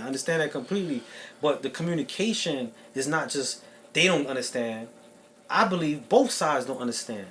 That's Even if you missed the phone call. Even if I missed the phone call. No, yeah. Yo, why you ain't answer your phone? So now that's you understand? That's extra. You on the phone, but this is what dudes. Even if dudes is just getting in the system, I would never. You wouldn't do it. But I'm just saying. I know this. I wouldn't do that. I wouldn't do that at all. You know what I'm saying? That's extra. Just as to much. your shorty, you would. Just as much as there's people who says, "Yo, bro, I'm gonna send you this. I'm gonna do this. I'm gonna do it." Like, it happens on dual ends. The same thing happens on dual ends. What has to happen is the cross of conversation of understanding is an absent. And this is why I'm so vocal about sharing both sides. Because I've been on both sides. I know what it is to depend. My heart desires just and be left down on that. As well as have someone depend on me. And I'm like, oh man, my dude, I got you. You know what? I'm gonna throw extra on that. I got you, and make my dude. So I understand the gap on both ends now. But there was a time I didn't until I got free. But a lot of people who were free never been up north, so they don't understand what they're going through. The psychological beatdown you go through to keep your little bits of sanity with the outside world, whether it's a letter, a picture. Some people want money. Some people want food because they're not eating. Like, there's the understanding of the circumstances on both ends. That was one thing I used to get. Yo, you left me starving. So that's a little guilt trip. But this is what I'm saying. This is not you. I'm just saying in general. The reason why I'm saying it because I am taking the representation of all the guys locked up. I am speaking for all the people, the brothers and sisters, and the days and whoever. I'm speaking on the behalf of them. I can't speak for everybody, but I'm speaking on. You left me starving. How leave you starving? You understand? So I would have to go back and say, damn, I left him starving, but he been here this much time, starving, but he on my back. Or for me to tell him something that I even if I told him, I got you. You'll call the crib, like, yo, you sent that? Yo, you sent that? Or, yo, you on top of that shit? Or if you sent me to go a list to go get something and I don't go get it? But outside of the selfishness and this is not what I'm about to say. This is not to give excuse of anything. Like, prison is a psychological warfare. Like, there's a high chance that the individuals who are incarcerated are not thinking correctly. It's hard to be considerate under them stages. You know what I'm saying? Like, there's people who are at work right now, and their boss tell them, I need you to do this, and they depressed. I seen people depressed about stuff that I'm like, you mad about, you can't what? That bothered you? Now you take a person who's in a mountain where people probably getting stabbed up, walls, he's surviving to keep his stuff, he's scrapping, he's hungry, he's like, the psychological effects of that are beyond what I can even express. Like I've probably went through a list of mental stuff that probably affect me that I don't even know. But it's hard.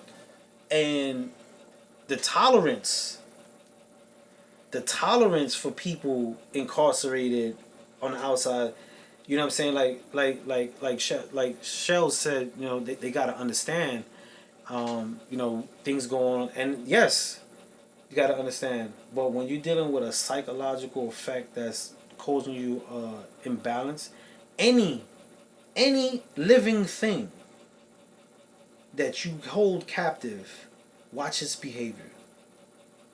There's about 3 different things that happen. They become violent, or they stop eating and they die, or they get numb and complace to the place, and then you let them out, they won't even come out the cage. Any living thing, dog, any living thing that was free, and you take it and you. So think about a human who, his kids, his life. Even if I want to be negative, he was a drug dealer. He's in the street living it. Whatever form of life you come from, and then you stripped of everything. Your mind. So you display things differently. You don't even know how aggressive you're coming off because you're in a place where conversations is, yo, where you from? What you mean where I'm from? What you asking me where I'm from? Imagine being in an environment where I did 13. Imagine me living in an environment for 13 years. That's my conversation. I'm talking every day like this. Yo, what up, son? What's good? Yo, we going to the yard? Let's spin the yard. Let's go. Every day for 13 years, and then I touch down. Some people can't turn that off, man. It can't. And then some people hold on to it because that's been their safety mechanism. Their aura. It's been their safety mechanism, and some people still battling the defeats they had. Every person who been incarcerated got played. You got sexually abused, and when I mean like rape. I mean after a visit, I had to fucking squat, cough, spread my butt cheeks and cough to a man looking at my crotch, bro. So you every person at one point got strip searched. So you got sexually abused, you mentally abused, you go through a lot. And you don't understand what you're going through because you can't even process it because you gotta thug it out. But that's the worst part, Spud. That I know that you're going through the sucker shit. I know. So you still want to visit. I know you gotta get all this done to you. So, you know, visiting you and, you know, the letters is okay. But I couldn't physically write a letter because I didn't know. What do you say? You understand? I didn't know what to say. And see, for a dude locked up, 3 lines, 4 lines, and a flick. It's anything. What? It was dope. But for you like, yo, I don't know what to say. Like, I didn't get that until I got into town. Because even when I got into town, all I was doing was, I was basically just writing my day to my mans. Like, yo, son, I went over here today. Yo, I saw this new car. Blah, blah, blah. After 10 years of being in the town, now my whole conversation with them is getting great because I know what you've been through, but my experiences grow. So now I just keep it on like, yo, what's up with y'all? What's going on, yo? This is what's new out here, and I keep it because I know words that's emotional abuse, and that right there will make you never want to go back. Yeah, I mean, and on top of abuse to never go back, right? Just like I mentioned, there's some animals you whip, you beat, you crack that gate, and they sit right by your side. Cause you broke them. It's proven, like, it's, you know what I'm saying? It's proven. I mean, even if you go through slavery, there's some people who just stood in the house, like, I'll just take what I get. So some people get broke. That's not the way to live, man. And they break them down for to make them feel like shit. So when you do go to try to fix your shit, there's nothing right. Yeah. Nothing is right. So that's why I say, like, emotionally, them people in jail, like, they survive. You gotta survive, but you also gotta deal with bullshit. You do. And that bullshit it hurts your family because your family can't help at the time that you're dealing with the bullshit. Somebody trying to attack you, somebody trying to take your shit. You know, I know you put yourself or whatever you did to get into the situation, but, you know, I didn't understand them verbally talking to me crazy because It's like what I do. Like, yo, what the fuck? Yeah, Like, yo, yeah. you good? I mean, that there is extra, and some people. I respect this, but You know so what I'm that's saying? why I didn't want to go visit at the time. I don't want to hear you. Who wants to go somewhere where is you probably gonna just be beefing mad at me like why I ain't come in the first place before? I get you. I'm buying you food out of the vending machine that you loving. Yeah. You loving that Loving shit. it. The microwave wings. Yeah. The bolus ones. All that, son. You know, get a 7-Up, yeah, ginger yeah. ale. Get a bunch of sodas, put them on the some table. Twizzlers. Yeah. So I started like, What? damn, why am I sitting? Even the machine. Sometimes you go up there, the machine's not working, the microwave ain't working. You went up there, you starving on a visit for 8 hours, like a whole day's job. Yep. Sitting there, I used to be like, damn. Even that aspect, I didn't understand. Because when I went back to go visit my man Pook, I got a taste of what that did. And that's fucked up. Yo, son. That's worse. I went to see Pook, and I went to see my man Alamo, and I went to see my man Shadow. I went to see 3 people when I was locked up. And when I went to see Shadow, who was just recently on, when I went to see him, that was the first time going up north. When I went to see my man, who was on the island, that was crazy. I spent like 8 hours to see 20 minutes. Yeah. Like they drove me from a bus to one place. And Yeah, make you sit there and go through the torture. That's torture. It was crazy. So you go to one building, and they put you on a bus. And then they forgot to tell me that I was supposed to get a key for the locker? For the first place. So they took me all the way, didn't tell me, and then I had like a coat. I had something in my hand. And they were like, yo, you were supposed to lock that back there. Then they took me back, lost my spot. Had to wait for another bus. They was waiting for a certain amount of people. And I got to see my man Alamo for like 20, 15 minutes or something.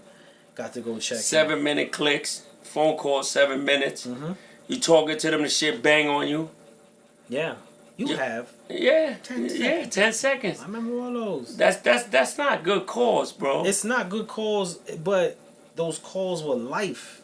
Yeah, they life. They were lifeline. And then I don't want to say we were inconsiderate to like how much those calls cost, but at the same time, mentally, spiritually, physically, those minutes was that moments of escape while you're incarcerated. Those phone calls are everything. Those letters are everything. Visits, if you could get on the dance floor, you made it. You get to the dance. You made it. You know what I'm saying? Yo, especially when you know you got a visit, son. You pressing your joint, getting your joint, throw your Muslim oil on. You prepare, like, you know what I'm saying? You ready to hit the dance floor. Just to do stroll, sit down at that table, hug your people, have that minute.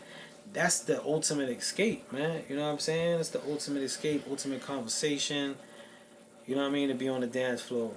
And then some people were fortunate to be like, yo, I'm getting a visit. I'm going to tell my people to bring somebody. I'm going to get you pulled. Because they don't get visits. They don't get visits. So I'm going to get my man pulled. I know how I'm going to get you pulled. And we go down to the dance floor together. Man Boy. You get pulled to the visit. My man Bourne said that. He did an MVP. No mail, no visits, no packages. It's like, damn, Bourne. And some people got to do it that way. I'm like, damn, Some people got to do that. Some people got to detach because they know how that affects them mentally. They don't want to go with the disappointments of not getting a package or expecting a visit. You know, I know what that is, expecting a visit. My uncles did it. Family Day. I told my sister and my pops, they come up like every month. My uncle was like, yo, I'm going to come. I told my pops and my sister, yo, chill. I get flyed up, put the creases in my joints. Ain't sure. And that was the family day. That was 1996, bro. That was the family day that everybody came, bro. So you know what I did? I was assisting families like, yo, y'all want something to drink? And I did that because I was hurt. I was crushed. And I was like, I can't sit here. And I was just, and they were like, yo, come over here. And I'm like, nah, y'all want some food? Nah, I get it for y'all. And I just was like, yo, let me add to the equation. But I can't tell you how. I was so crushed when I touched down and they were like, yo, you gonna go visit them? I was like, man, forget them. Yo, Spud. F them. You know that you say that? I went to go visit somebody, right? And I went to the wrong jail. In the hub. I don't remember which one it was, but So you got off the bus at the wrong. Nah. I drove, Oh. but I went to the wrong place. So they processed you and all that? Nah, check it I out. was about to say. And I was in, I gotta hear this. I was in the car, right? And we was together, and the person started crying. So I'm like, what the fuck are you, like, wilding? But I didn't realize that I crushed them because they really wanted to see the person, and I end up going to the wrong jail. Instead of the jail, I went to the county. The GPS took me to the county. And by the time I went there, they was calling, and we was in the wrong spot, bro. And they was crying, like, you stupid. And I felt like... That's tough. Like, I didn't know what to do. Like, I fucked up. So I had to do another trip next week. To make it up. To make it up. Yeah. And it's hurtful when, like you say, they expect you there. Yeah. They want you there. It's times where I ain't want to go, Spud, because I feel humiliated going through the bullshit I got to go through to go see you, bro. That's another thing. Taking the clothes off. I don't know how the women do it sometimes, because they got the wire bras. They got to take their shit off, and the CO be like, yo, throw this T-shirt on. Who T-shirt is that? Who shit is that? Yeah. Like, that's humiliating, but you so much wanting to go see your family, like, you deal with the fuckery. Yeah. It's sacrifices.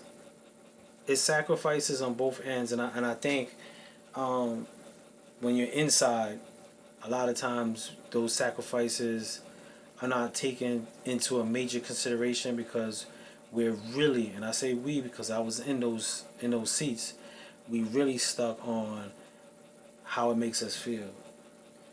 That shit is hurtful, Spud. It is. To go through all of that shit, and even when they come home, I just wish that they never go through the situation of what we had to go through before. And then God forbid his son had me like, damn, you in here again? Yeah, I'm sending you, like, I'd rather give you the money than deal with the shit that I gotta go through. And God forbid if you can't get a package. Yeah. Now I gotta send it to somebody else. Now I don't know how many times I did that shit. Yeah. Send it to so and so. They giving me shit on the thing, the different names and again on the outside, and I'm see like my man when I first touch and I'm getting myself together, and my man give me the new list, and I'm going shopping with this new list, and I'm like, yo, this is stressful, B. Like, I gotta make sure it's the right size, it's the right brand. This one gotta have the seal. I can't bust it open. I gotta open this box. I gotta do this, and it was an inconvenience. I did it because I know what it meant, but it wasn't until I got out, I got a taste of what those loved ones were doing for us under their circumstances that they were under, that we weren't privy of or we took in consideration. I got a loved one that tell me, yo, I owe you my life, and I be like, yo, you don't owe me nothing. I did it on the strength of that I love you and I fuck with you. I'd rather you sit with me than me going up here to go know that you got to deal with bullshit. Nah, but like I've said that to. But you don't, Spud. At the end of the day, you don't owe me nothing because I know the situations. I understand where you're coming from. And it's just like, when you tell me that, you don't owe me anything. And I respect you for saying that, but their life is their biggest value. And to show appreciation that's what is meant. Like, yo, I owe you my life. That's just like the greatest honor because there's nothing else they can owe you. You know what I'm saying? And you know what? And that's one person I could call and he on go time with no ifs, ands, or buts. So it's like, if he here, yo, nigga did this today, he gone. With not even. Of course. And this is what I always tell him, like, and he'll tell me, like, yo, you wildin', son. You wildin'. Because I told you, nothing's tomorrow. Yo, forget it. But you don't owe me anything. All you owe me is I'm seeing you, I'm good. I can physically hug you. Yeah. I ain't got to deal with the fuckery with these COs. Cheryl said the main thing that cherish, man. You said hug you are those hugs, man. Yeah, it's the hugs, Shout out to bro. Brooklyn General. I see you, It's the hugs, and you know when you hug them and then you gotta leave, that's Yep. the hurtful part. bro. This is real. This shit in my life. The first time I grew up in an old school Jamaican household, so like affection was a gray area. Yeah, It was shown different. nothing. It was just so I didn't grow up in the households as a kid as like yo I love you, and this was probably like '97. That's with my pops, and that was the first time in my life I gave him a big hug, bro, and I was like I love you. And from that day on, I tell all my family members like I didn't grow up that way, but just going back to that hug, I hugged him and I was like I love you, and I know for him it was like oh snap because we don't do that, and that was the first time he said. Me too, my boy. And for me, that was the world. Like, But that he little didn't even have to say it. Now we say it freely. You know what I'm saying? I grab his head like, Pop, I love you, I love you, I love you, I love you. you know what I'm saying? like, But even that, but like hugging, even like hug. But the thing that hurts me the most is when I gotta leave. yeah, That's what, and they sitting in a chair just watching us leave. And it hurts both ends. yeah, but that's why I'm saying about the incarceration. It hurts both think- ends. But for me, it hurt to watch my family leave. It hurt, but every time they came and I watched them leave, I fantasized about being on that end. Knowing that they And there was one year. I think that was like 2001 or 2002. There was like 1 or 2 years that like I didn't get no visits. Like my family was in Florida. I got nothing. And that 1 year, I probably got in the most trouble in my whole bid because that absence of the outside world. And I'm looking back, set me in a certain field, bro. Like that year was, I can tell you how rough it was. So every time I saw someone go, yeah, it was hurting, it was sad, and then you get this, it's a weird feeling. And people who were incarcerated on the feet probably could chime in on this. You go through, all right, visits leave, they make you all everybody sit in the visiting room, especially if it's at the end of the visits. And then they'll do like, yo, and you come in and you do the strip search. But there's this certain feel you get after the visit that it resetted you, bro. Like you walk back into the cell or the dormitory, depending on where you are, and you go to your bunk and you taking off your fresh gear because you have visit clothes. Mm-hmm. You have visit clothes and visit sneakers that you only wore on a visit, or family day or the event. So you take off your gear, fly shit, and you get this reset, and it's a mixture of a little bit of sadness, a little bit of motivation, but it's like you exhaled, and it's like okay, I gotta get back on my square. But it was that breath, man. You get this breath, and yeah, it's hurtful to watch him, but there's a connection that you get from that breath, bro. He said I went to bed after every visit, had sleep for the feeling. Even that, like he said, yo, I went to sleep after every visit. It gives you a certain, it's something happens, man. You get a reset, you get that moment, and it's hard to even put it in words, but I know people get it, man. You know what I'm saying? Shell said, reality come back. But that's just like, every time I went, I didn't care where it was. We was going, like, we would go. And the more I didn't want to go, Spud, I would go. And I'm getting random searched. My family going one way, I'm going another way, not knowing where I'm going. Come here, sir. Yeah, they grabbed me, listen, they did my hand swabs, my pockets, and the bottom of my sneakers or my boots, whatever I had on. And that's unfair to do the bottom of boots. Yeah, they was doing everything. So when I went in the back, my name was in a black book, and I'm like, damn, I must have did something crazy, like. But at the time, I guess, one of the things they didn't go through. I mean, also they he said where's Sensei? Yo, I don't want to hear that. He's on Sensei talking about where's Sensei. Sensei ain't here. Yo, what's going on, love child? He in the crib. He in the crib. He got his. He don't want to come visit us. At all. He don't want to come visit us. Missed the bus.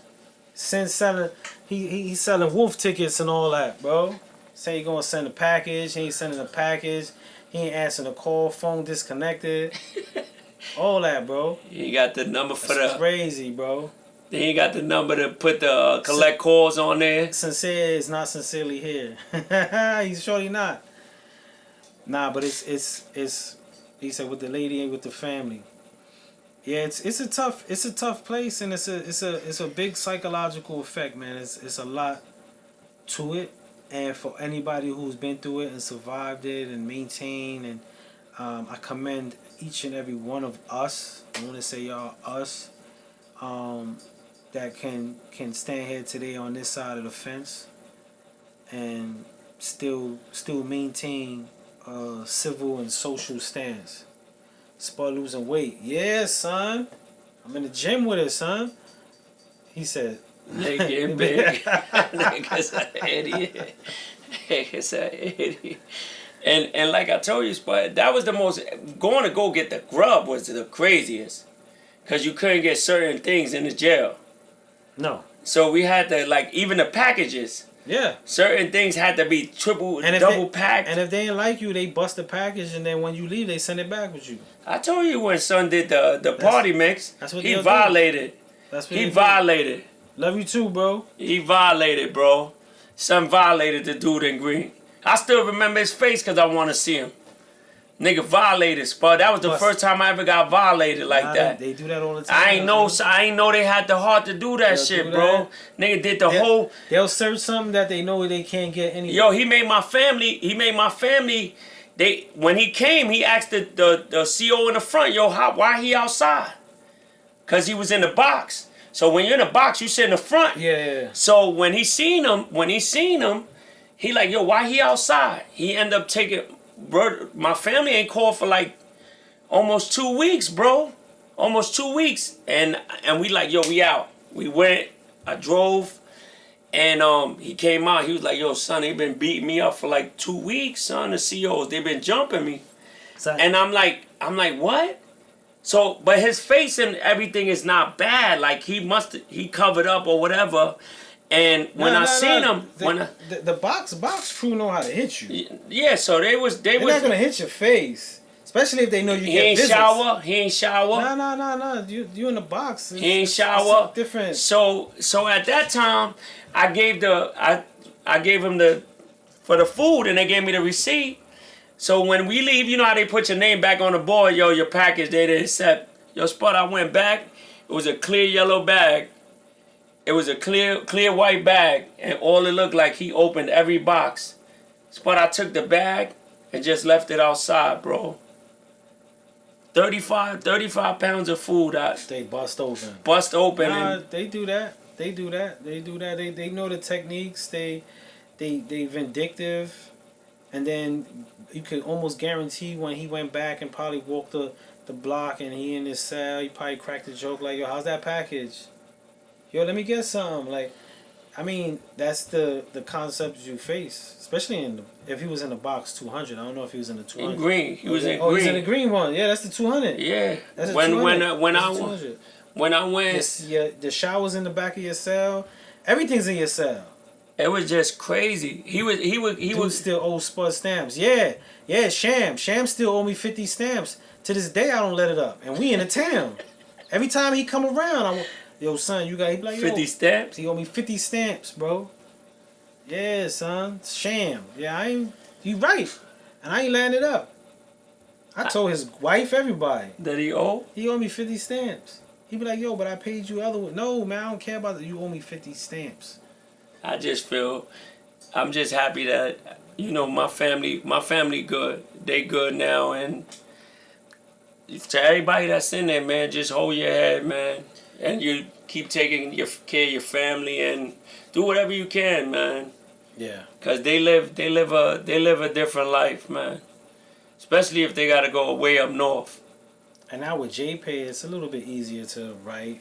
Yeah, but they still take bread out of that shit. I mean, they do, but now you ain't gotta write a letter, mail the letter, wait for the letter to come. It makes it a little convenient. I shop. You can send pictures Through and JPay? yeah, you can send Through the pictures. iPad? Yeah, I got the app. I got the app on the phone. I be sending my man pictures and uh, the studio. He actually shout out to my Dave. He actually it was me and him that we built the studio together. And he booked now? He booked 25, man. 25 like. Damn, yo. Yeah, 25. I think he got like 5 in on that. So yeah, I be hitting him on JPay, man. Gotta send him some new magazines. He drawing, man. You know when he got to Attica, I told him like a few stuff, just like keep him straight, cause Attica's a beast of its own. Crazy. Yeah, it's a beast of its own, especially When that door's open, yo. especially in September. Attica is the culture of Attica. You know what I'm saying? He said, I remember that. A lot of blood, sweat, and tears. Sensei said, I remember that. Yeah. Yeah, son. Yeah, man, it's tough, man. So, you know, if you got somebody You in been car, to Attica? yeah, I've been to Attica. You was at Attica? I was in Attica. Hell yeah, I was in Attica, especially when I came out the box. Went to Attica. I went to Attica. The sergeant said to me, "We do 2 great things here. There's these spots on the floor, right? There's 2 on the wall and 2 on the ground. You gotta have your hands, and now the way they're situated, I'm on my tippy toes, kind of like leaning." And he was like, "I'm waiting for somebody to break the circle. Waiting for." He was waiting. You know, I'm at the point I got this, but after a while, you like your body feeling. And he said, "I make 2 things." Oh, he said it was that in Kasaki. That was. He said I do 2. That's Kasaki. Look, my man, he done told where he was. He said, "Was you in the cat?" Yeah, I was in the cat. He said, "We do 2 things great, man. We do 2 things great, man. Palm boxes and wheelchairs. Palm boxes and wheelchairs." I went when I I was went. in Cat. I was in Attica. I went to Dannemora. And then I was in Sing Sing for a little bit. Then they shot me back to. I was in Altona, Otisville. I was in Green 200. I was in a few spots. I was in Cat. That was 2000. 2003. 2003. Yo, what's going on? Yeah, I was like 2003. I was in Cat. 2003. You know when I went to the box a lot. I seen my So I I seen got my moving. peoples in Green Haven, and this how I knew shit was different. Spud, son had a stroke. Nigga came out and I don't know who pushed him to the front to visit his family. Not even to the front, Spud. He crossed the gate. Yo, Spud, the CO nigga said, my family having he looked back and his moms and pops was crying, bro. Crying, like hysterically crying. Son couldn't move, bro. CO nigga said, yo, fuck that nigga. Yeah. CO nigga said, yo, fuck that nigga. Let him push himself over there. Yeah. My peoples end up getting up and pushing the nigga to the table, bro. He said 93. I was in the town. I got locked up in 9-5.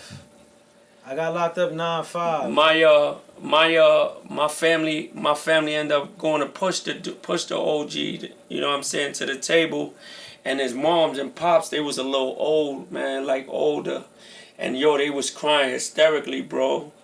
That shit just like, yo, I couldn't even look at them, bro, cause I felt so bad for them.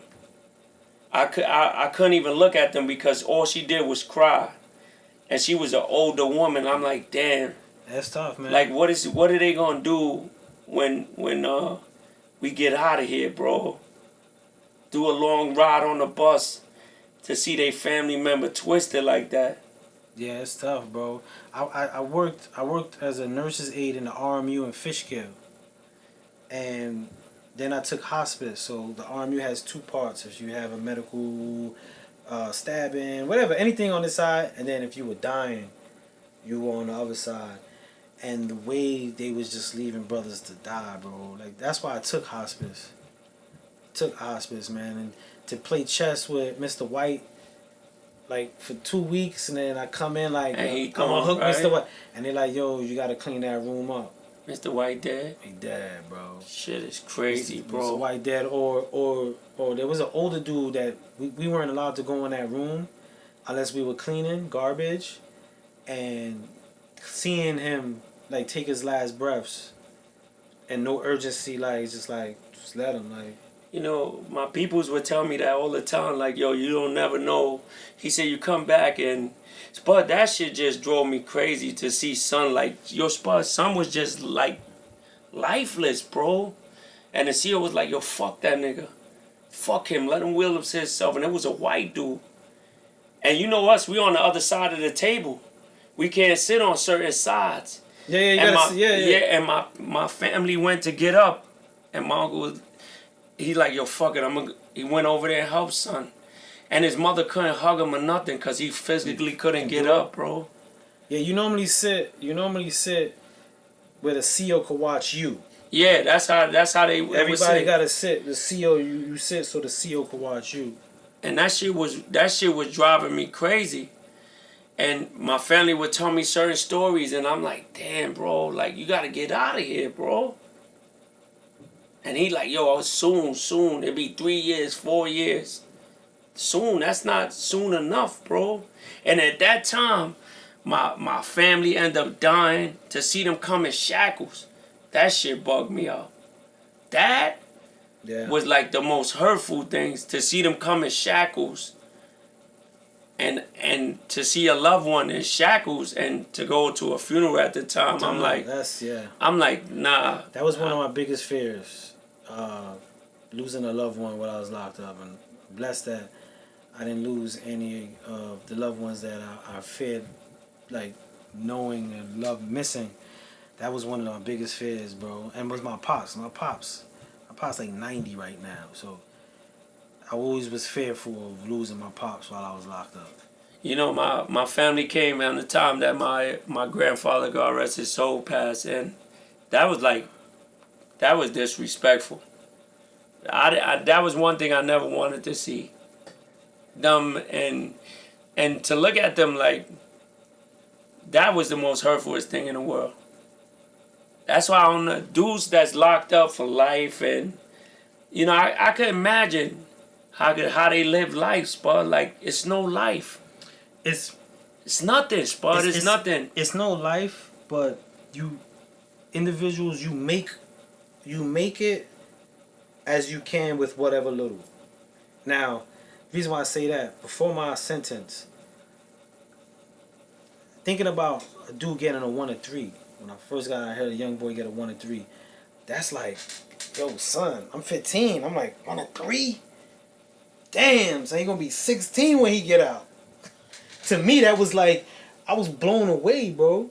Like, I didn't think, I was like, I can't do that. I can't do no, I ain't trying to do no 2 to 4. I did 13. You know what I'm saying? I got sentenced to life. When you facing it, that's when you really know what you can and can't do.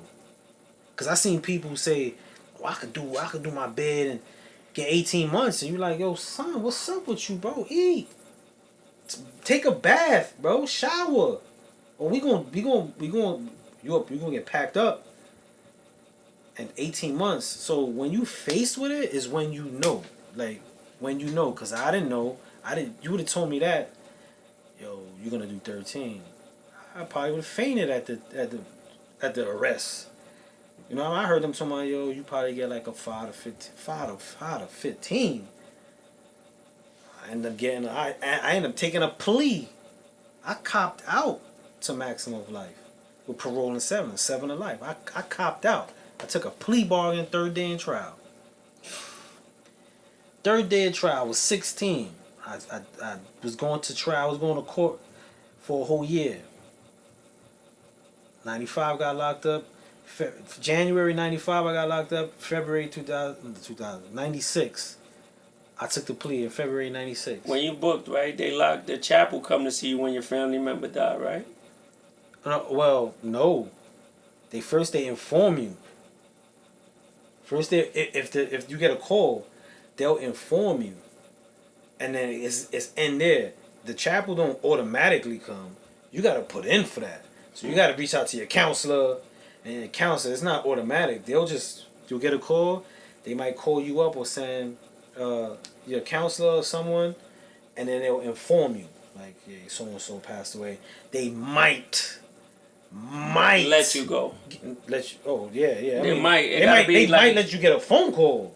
You mean I'm not even. Nah, they didn't do that. They One of my family members had to call the jail and get everything situated for him to come and Because they got to get approved. yeah, that got to get approved. Gotta get And approved. he came in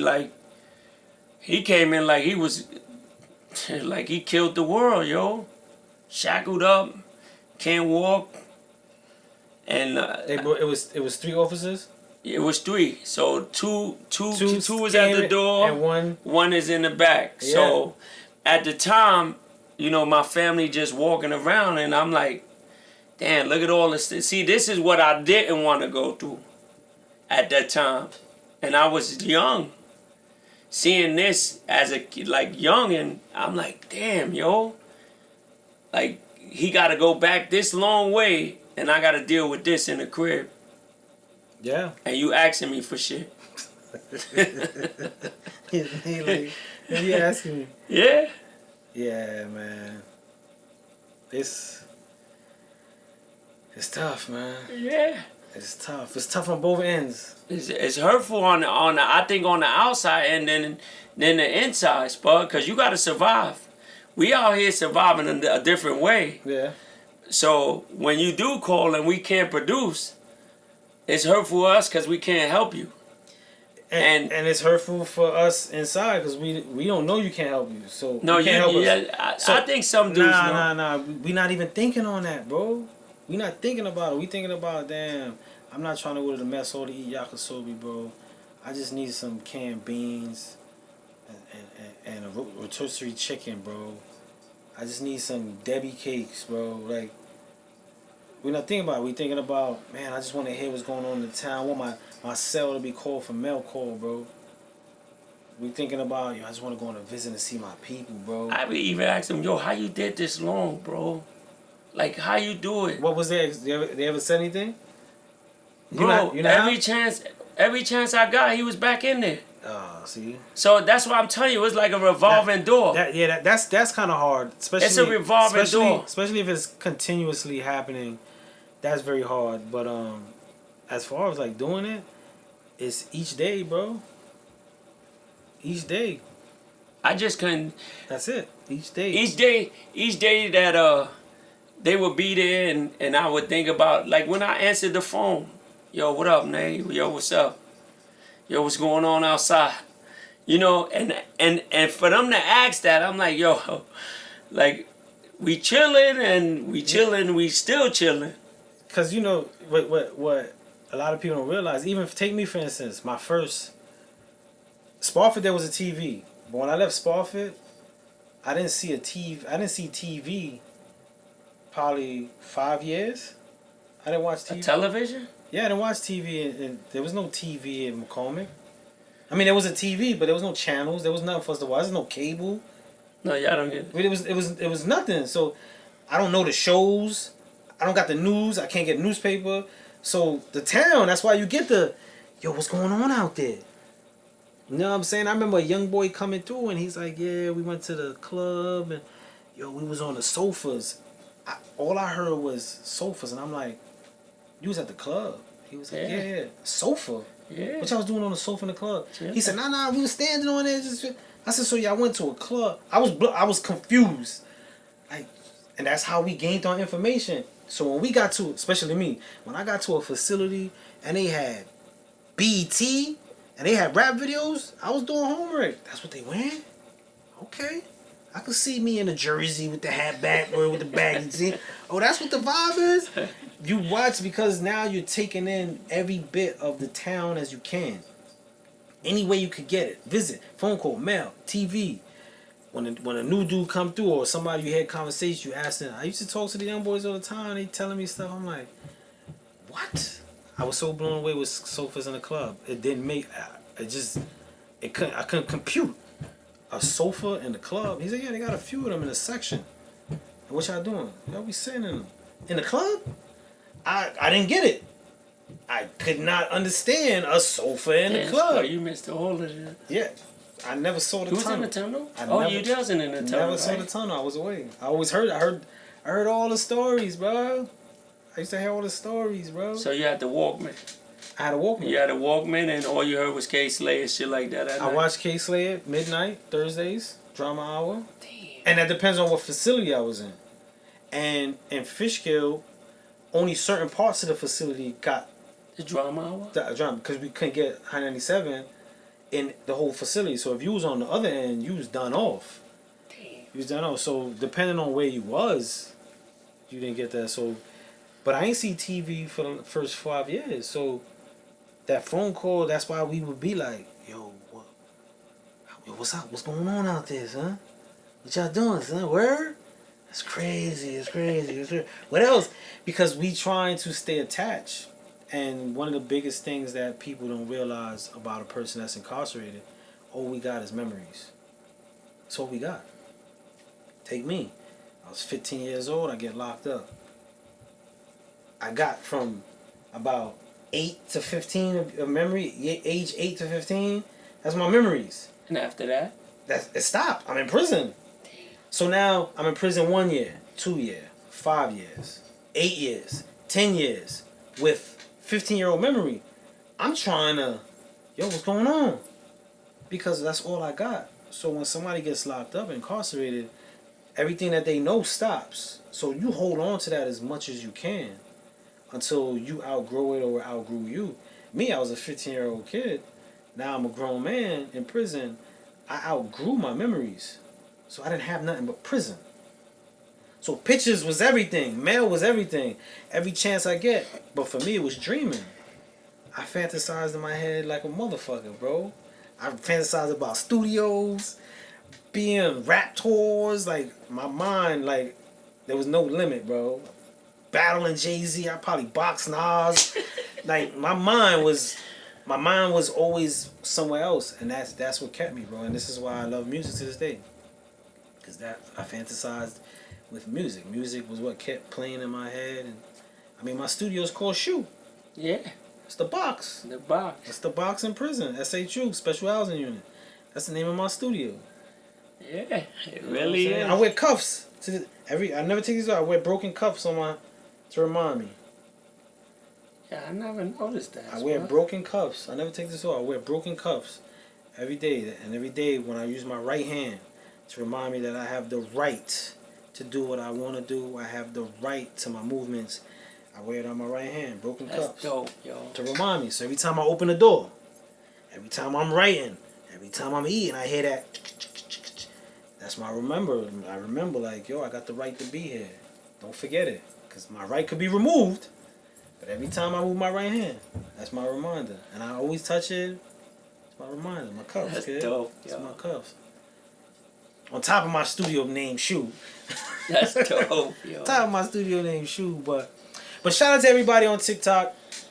Showing love. We got a shout out on our shirts. Shout out to Stay Godly if you Stay see Godly. it. Our sponsor for the Dungeon Talk. Sending us super dope merch. Salute to you. Shout out to everybody that hung out with us. Commentary. I love the commentary, y'all. The feedback is, like we said, we give you living room conversation right here on the phone devices, and we just invite you in. So I love the conversation, man. Shout out to everybody that hung out with us, man. This was another day. I think we came to a nice closure. Yeah. Shout out to everybody on TikTok that's showing love, sending hearts and all that stuff. Much love to y'all, man. I'm Spell Brooklyn, I'm Nate. and this was another Dungeon Talk. Yes. Y'all be safe. Always. Stay out in the free world, y'all. The Yeah, free world. man. The free world. And that's another one.